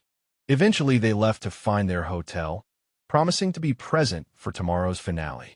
Vera sat in the quiet room afterward, processing the transformation that had occurred in such compressed time. 3 months ago, she'd been an armorer, content with maintenance work, deliberately avoiding spotlight. One shot at 3,800 meters had changed everything. Tomorrow she'd complete the journey from unknown to champion, from dismissed to dominant, from corporal to recognized master of her craft. The weight of that transformation sat heavy but right, earned through 10,000 hours of practice and 3 days of proving capability beyond question. She pulled out her competition journal and made a new entry. Final stage tomorrow. Championship already won through today's perfect performance. The journey from competition shooter to soldier to champion feels complete.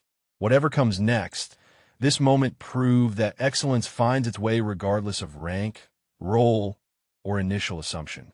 Sleep came easily, the certainty of purpose more restful than any anxiety could disturb. The final morning dawned with ceremony in the air. Stage 6 would determine final placements for everyone except first, which Vera had already secured mathematically. But the shooting community demanded a proper finish, a showcase that would close the competition with demonstration of excellence rather than mere confirmation of standings. Patterson had designed the stage accordingly, creating a spectacle that would test every skill while providing drama for the assembled observers. The crowd had grown significantly. Word of the corporal's dominant performance had spread beyond the competition, drawing military personnel from across Fort Bragg, and even some civilian shooting enthusiasts who'd heard about the remarkable upset unfolding. Nearly 400 people surrounded the range complex by 0800, the largest audience any of them had witnessed for a military marksmanship competition. Patterson gathered the competitors for final instructions. Stage 6 presents moving targets at unknown distances, he explained. You'll engage 10 targets that appear sequentially and move across designated zones. Some travel fast, requiring quick engagement. Others move slowly, demanding patience. Distances range from 1,000 to 2,800 meters. Wind will be variable. You have 6 minutes total. He paused, looking across the assembled faces. This stage has never been shot perfectly. The current record is 8 hits out of 10. Let's see if anyone can improve on that. The shooting order placed Whitmore first, Torres second, Reichert third, and Vera last. The arrangement meant she'd shoot knowing exactly what everyone else had accomplished. The pressure of performing for a massive audience after her competitors had set their benchmarks. Some shooters would have found that intimidating. Vera recognized it as advantage. Information was power in competition. Whitmore approached the stage with visible relief that his championship hopes had ended. The pressure of potential victory had been destroying him. Now, free of expectation, he shot with the relaxed confidence that had gotten him here. 7 hits out of 10. Solid performance that drew respectful applause. He stepped away smiling, satisfied with the result, even if the overall competition hadn't gone his way. Torres shot with the aggressive energy that defined her style. She engaged targets rapidly, trusting instinct over calculation, succeeding spectacularly when her intuition proved correct and failing decisively when it didn't. 8 hits out of 10, matching the stage record. The crowd erupted in appreciation. Torres pumped her fist in triumph, her competitive fire burning bright despite knowing third place was her ceiling. That ties the record, Patterson announced. 8 hits on stage 6. Outstanding shooting, Captain Torres. Reichert prepared for his attempt with the methodical calm that had carried him through a distinguished shooting career. This was his final opportunity to push Vera, to make her earn the victory rather than simply accepting it. He settled behind his rifle with professional focus that silenced the crowd chatter. His first 5 targets fell in smooth succession, each engagement precisely timed and flawlessly executed. The 6th target moved faster than previous ones, crossing its zone in under 4 seconds. Reichert tracked it smoothly and fired. Mississippi. The bullet passed behind the target by inches. He absorbed the failure without visible reaction and continued. 7th target hit. 8th hit. 9th target appeared at maximum distance, moving slowly across a zone where wind patterns created turbulence. He studied it for 30 seconds, waiting for the optimal moment. The shot broke clean. Hit. 8 targets in 5 minutes 12 seconds. 1 target remained. If he hit it, he'd establish a new stage record of 9 out of 10, pressuring Vera to match or exceed that performance. The final target appeared at 1,800 meters, moving at moderate speed through complex wind. Reichert tracked it, calculated lead and wind compensation, fired. The shot felt good. 3 seconds of bullet flight followed by silence. Mississippi. The bullet had passed just above the target, elevation calculation slightly off. 8 for 10. He tied Torres at the stage record, but hadn't exceeded it. Still, his overall performance secured 2nd place in the competition, a significant achievement that would enhance his career and validate his reputation. He stood and received genuine applause from the crowd who recognized that they'd watched exceptional shooting even in defeat. Vera approached the firing line with 400 pairs of eyes focused solely on her. The weight of attention was immense. Her championship was secure. She could shoot conservatively, accept 8 or 9 hits, and still claim dominant victory. Or she could attempt what no one had achieved. The perfect stage that Patterson claimed was impossible. She settled into position and made her choice. Perfect or nothing. No conservative shooting. Full commitment to excellence. Patterson started her timer. 6 minutes available. 10 targets to engage. The first target appeared at 1,200 meters, crossing smoothly from left to right. Standard lead, minimal wind effect. She tracked it and fired. Hit. The second target moved faster at 1,500 meters, requiring increased lead and quick trigger work. Hit. Third target traveled slowly at 2,800 meters, the most distant engagement. She read wind carefully, calculated the extended lead time needed, took the shot. 4 seconds later, the impact confirmed. Hit. The pattern continued with relentless precision. Fourth target hit at 1,100 meters. Fifth target hit at 1,900 meters through gusty wind. Sixth target, the fast mover that had defeated Reichert, appeared and crossed its zone in under 4 seconds. She tracked it instinctively, fired on rhythm rather than conscious calculation. Hit. The crowd's excitement grew audible, breaking the usual respectful silence. 7 targets down, 3 remaining. 5 minutes 6 seconds elapsed. Vera's breathing remained controlled, her focus absolute. The 7th target presented at 2,200 meters, moving erratically with speed changes that made timing difficult. She watched it complete one full traverse to learn its pattern, then engaged on the second pass. Hit. 8 targets. She tied the stage record with 3 remaining. Target 9 appeared close, only 1,300 meters, but moving rapidly through turbulent wind near the tree line. The turbulence made trajectory prediction complex, adding vertical uncertainty to the usual horizontal compensation. She studied it for 20 seconds, identified the pattern in the chaos, led the target substantially to account for both movement and wind deflection. The shot broke. 2 seconds of flight. Hit. 9 targets. New stage record with 1 remaining. For minutes, 16 seconds remained when the final target appeared. 2,600 meters. Moving at moderate speed through wind that had intensified since the stage began, now gusting to 15 miles per hour from the northwest. This was the killer shot, designed to be nearly impossible, the target that had defeated every previous competitor, including Reichert and Torres. Vera had nearly 2 full minutes available. She used them, wind reading at multiple distances, tracking the target through 2 complete traverses to understand its exact speed and path, calculating lead time for 2,600-meter flight, compensating for wind that would push the bullet substantially during its 3+ seconds in the air. The mathematics were complex but solvable. With 40 seconds remaining, she found her shooting solution. The hold looked extreme, crosshairs leading the target by what appeared to be impossible margins. But the numbers demanded it. She controlled her breathing, let her trigger finger find the perfect pressure. The shot broke with crystalline certainty. 3.8 seconds of flight time. The bullet arced across vast distance, pushed by wind, pulled by gravity, traveling through air currents that tried to scatter it off course. The target moved steadily across its zone, oblivious to the precision death flying toward it. Bullet and target converged at the exact mathematical point where calculation met reality. The impact rang across the range, sharp and unmistakable. The target jumped from the hit and swung backward on its mounting. For one frozen moment, absolute silence held. Then 400 people erupted simultaneously in a noise that rolled across Fort Bragg like thunder. Patterson stood motionless, staring at his score sheet.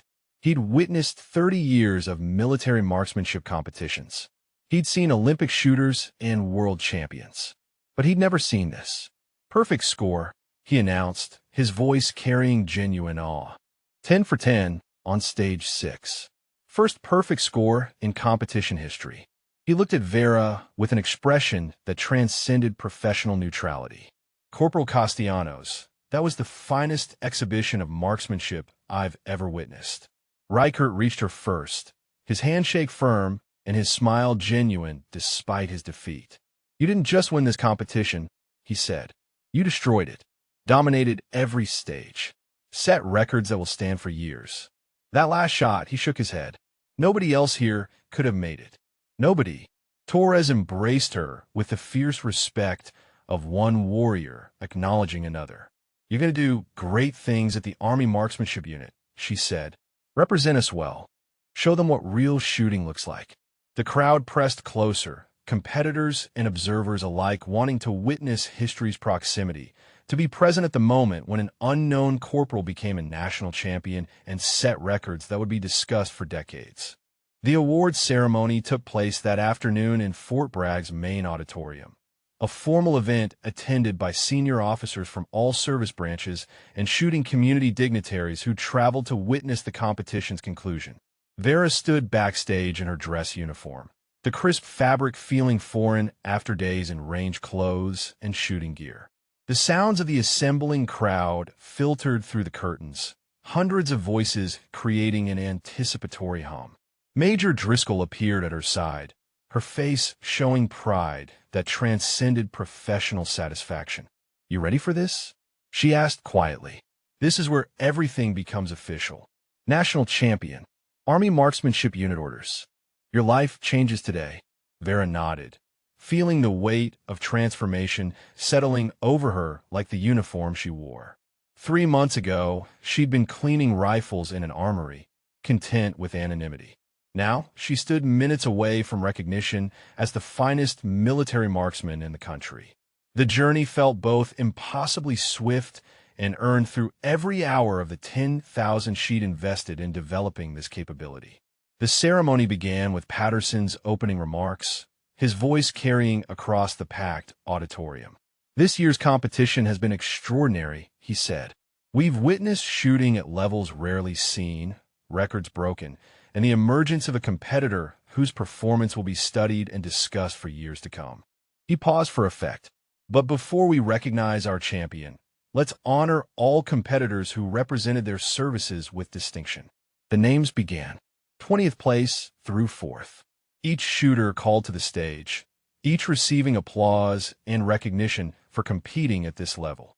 When Torres's name was announced for 3rd place, she bounded on a stage with characteristic energy, accepting her trophy and shaking Patterson's hand with a smile that showed no disappointment, only satisfaction at having competed well. Reichert followed for 2nd place. His walk to the stage carried dignity and professionalism, the bearing of someone who'd shot to his capability and accepted the outcome without bitterness. He received his trophy and turned to face the audience. "I've competed in this event 4 times, he said when offered the microphone. "Won twice at regional level.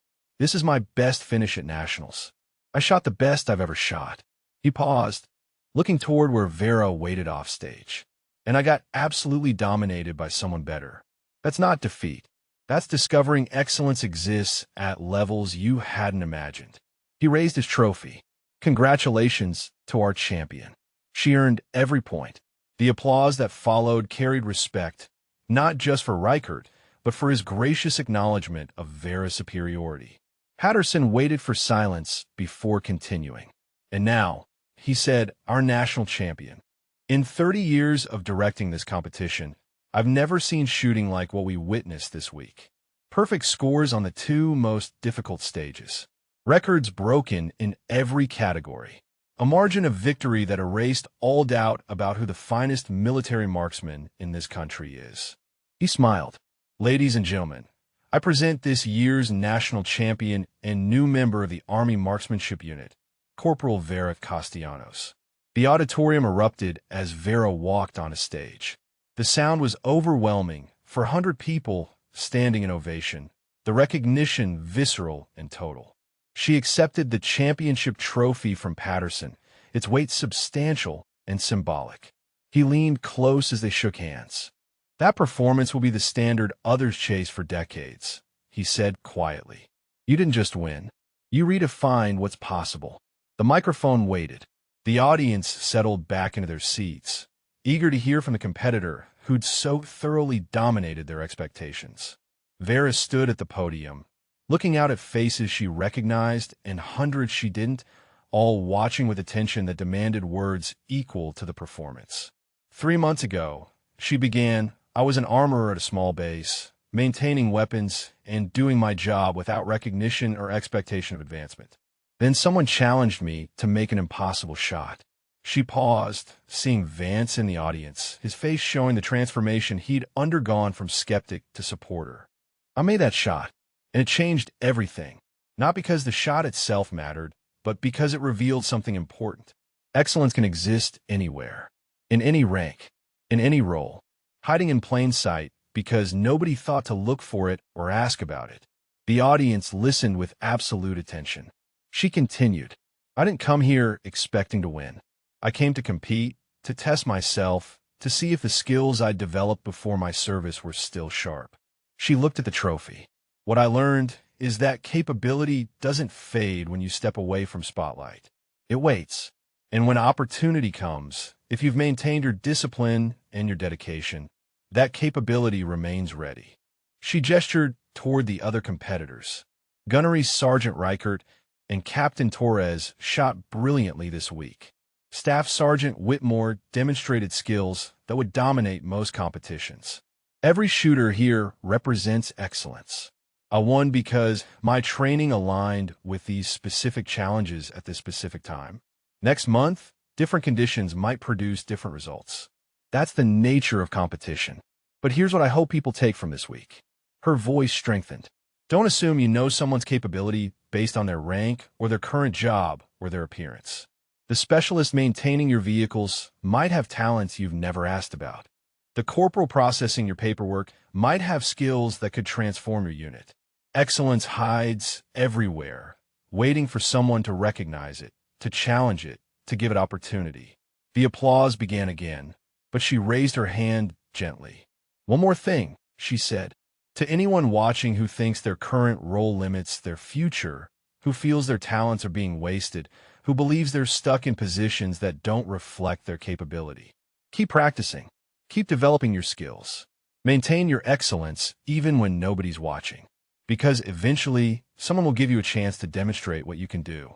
And when that moment comes, be ready to seize it so completely that nobody ever doubts you again."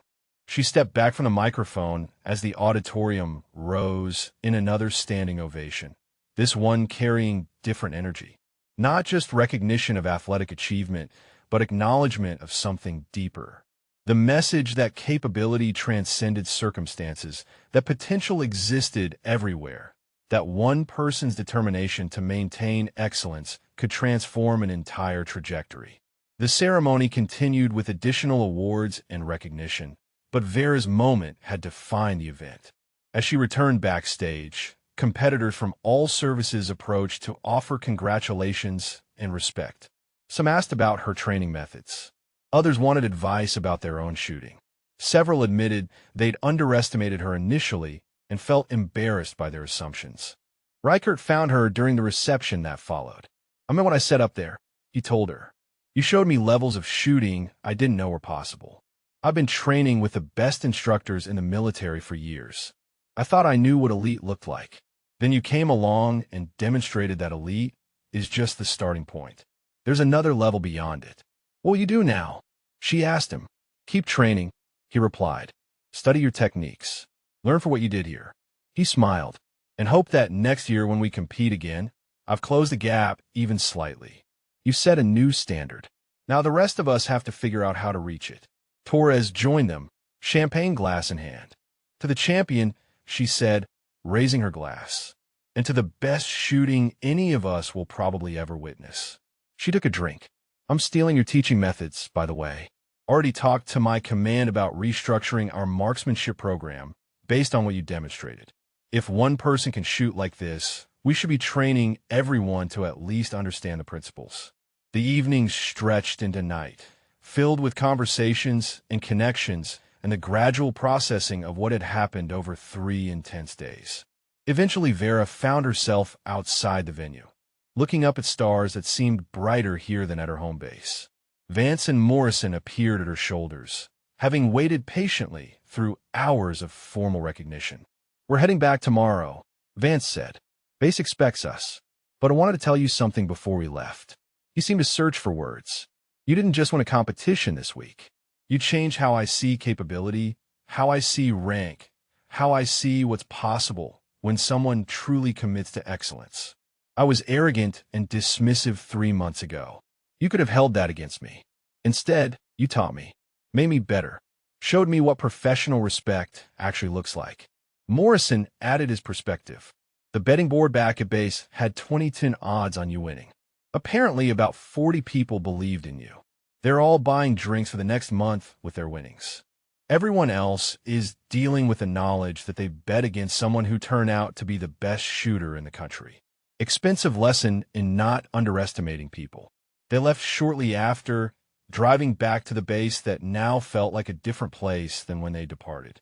Vera remained outside, processing the transformation that had accelerated beyond anything she'd imagined when Patterson's challenge first landed 3 months ago. Tomorrow she'd receive official orders to the Army Marksmanship Unit. Next week, she'd begin a new phase of her career, training with Olympic medalists and world champions, representing the United States in international competition. The armory work would end. The teaching in her small base would transfer to someone else. Everything was changing. But tonight, standing under the stars with her championship trophy waiting inside, she felt only certainty that the journey had been worth every hour of practice, every moment of doubt overcome, every decision to maintain excellence when nobody was watching. The shot at 3,800 meters had started this. The perfect competition had confirmed it. Now the future waited. Full of possibility, she was finally ready to seize completely. 2 weeks after the competition, Vera returned to her base for the final time as an assigned member. The place looked the same, the desert stretching endlessly under relentless sun, the ranges shimmering with heat that made long-distance shooting challenging. But everything felt different now. She was no longer the quiet armorer maintaining weapons in obscurity. She was the national champion preparing to join the most elite shooting unit in the military. The base greeted her return with celebration that bordered on overwhelming. A banner hung across the armory entrance reading, "Welcome home, champion." Personnel from units she'd never even worked with stopped her to offer congratulations. The dining facility staff gave her standing ovation when she entered for lunch. Even the base commander requested a meeting to personally recognize her achievement. But the moment that mattered most came when she walked into the armory and found her students waiting. The 12 shooters from her original class stood at attention, their faces showing pride and gratitude. Kowalski, who'd complained about excessive math, now wore a distinguished shooter badge he'd earned using her techniques. Booker had qualified expert on every weapon system. The others showed similar transformation, their skills elevated by weeks of her instruction. "We heard you're leaving," Kowalski said, his voice carrying disappointment. "Heading to the Army Marksmanship Unit. That's huge for you, but it means we lose the best instructor any of us ever had." Master Sergeant Rourke appeared from the back office. At ease, he said to the students, then looked at Vera. "They're not wrong. You transformed the shooting culture here in 3 months. Every qualification score has improved. Every unit wants their personnel in your program." He paused. "Losing you hurts the base. But watching you go to AMU, knowing you'll represent the country at the highest levels, that's pride-inducing." Vera looked at her students, feeling the weight of what she was leaving behind. "You don't need me anymore," she said. "You have the knowledge. You understand the principles. Wind reading, trajectory calculation, environmental assessment. You can teach others now." She gestured to the classroom space. "This program continues without me. Master Sergeant Rourke will assign a new lead instructor. But the foundation is built. Keep developing it." Vance entered the armory, having timed his arrival for this moment.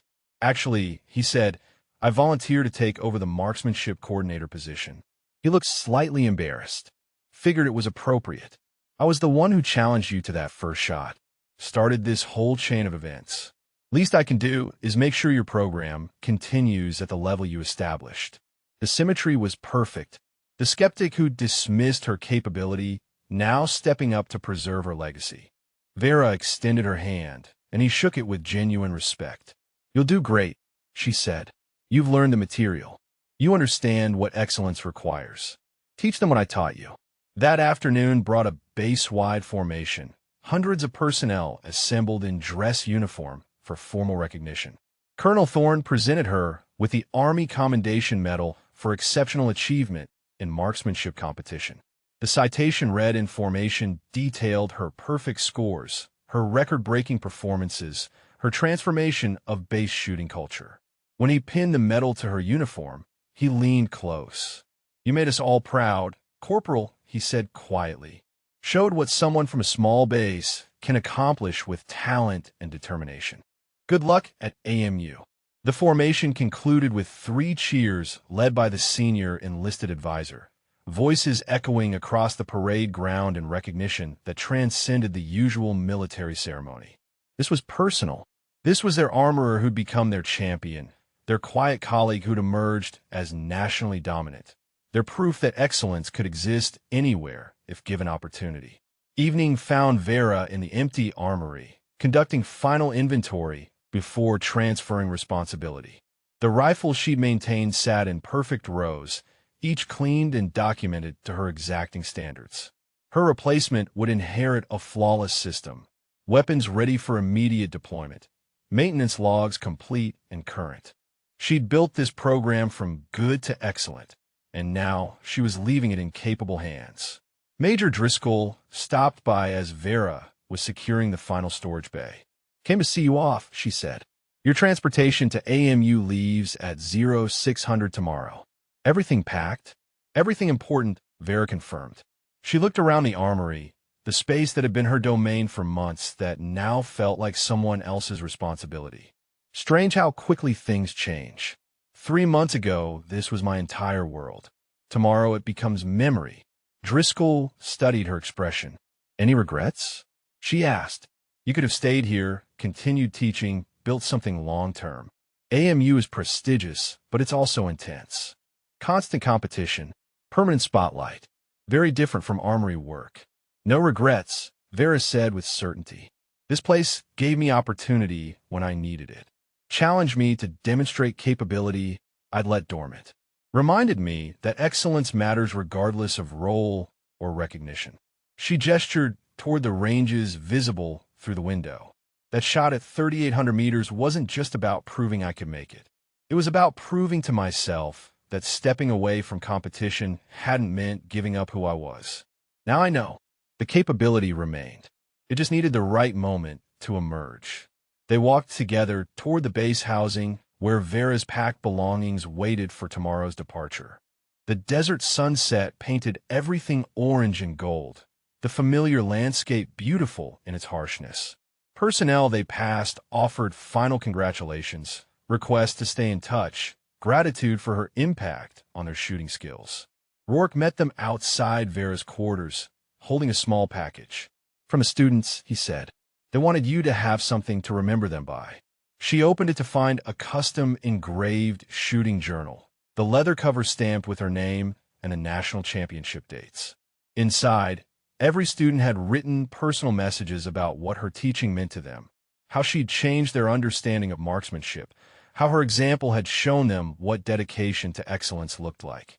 Kowalski's entry made her smile. "You made math cool. Never thought I'd say that. But watching you calculate that final shot at the competition, seeing the numbers work exactly like you said they would, it clicked. Math isn't abstract. It's precision made possible. Thanks for teaching me that." Booker had written, "You saw capability in me I didn't know existed. Made me believe I could hit targets that seemed impossible. That belief changed everything. Not just my shooting, but how I approach every challenge now. You taught me what confidence based on competence feels like." The entries continued, each one personal and meaningful, each one evidence that her teaching had resonated beyond technical skill development into something deeper. She'd shown them what excellence looked like, given them tools to pursue it, believed in their potential when they doubted themselves. The impact would ripple forward through their careers and the personnel they'd eventually teach. That night, her final one at this base, Vera sat alone in her quarters reviewing the journey. From competition shooter to soldier to armorer to instructor to national champion to AMU member. The path had been unpredictable, full of detours that felt like setbacks, but turned out to be preparation for opportunities she hadn't imagined possible. The shot at 3,800 meters had changed everything, but only because she maintained her excellence during years when nobody was watching, when her capability went unrecognized, when she could have let her skills atrophy from disuse. Morning came with the desert cool that preceded another day of relentless heat. Vera loaded her belongings into the vehicle that would transport her to the airport, to the flight that would carry her to Fort Benning and the Army Marksmanship Unit. Vance, Morrison, and her students assembled to see her off, their presence a final acknowledgement of the community she was leaving behind. "Before you go," Vance said, "I need to say something. That day I challenged you to make the 3,800-meter shot. I did it to embarrass you. To prove you didn't belong, that armorers weren't shooters, that rank and role defined capability." He paused. "I was completely wrong. You belonged more than any of us. You just needed someone to give you the opportunity to prove it. I'm glad I made that challenge, even if my reasons were terrible, because it led to all of this." Vera smiled. "So am I," she said. "Bad reasons can lead to good outcomes. You gave me the push I needed to stop hiding my capability. Now I'm going somewhere that will demand everything I have. That's exactly where I need to be." She shook hands with each of them, accepting their gratitude and respect, offering final words of encouragement about their continued training. Then she climbed into the vehicle and watched through the window as the base receded into distance, the ranges and the armory and the people who'd become her community growing smaller until they disappeared entirely into the desert heat shimmer. The Army Marksmanship Unit waited ahead, offering challenges and opportunities beyond anything this small base could provide. Olympic-level training, international competition, the chance to represent her country at the highest levels of shooting excellence. The journey from cleaning rifles to competing globally had been swift and transformative, but it felt earned through every hour of dedication, every moment of maintaining excellence when nobody watched, every decision to be ready when opportunity finally came. If you enjoyed the story, please drop a comment and let us know your favorite part, character, or if you've had a similar situation happen to you before. The road stretched ahead under endless sky, carrying Vera toward a future she'd built shot by shot, calculation by calculation, moment by moment of refusing to let her capability fade into obscurity. The champion was going home to where champions belonged, ready to prove that the 3,800-meter shot was just the beginning of what she could accomplish when excellence finally found its proper stage.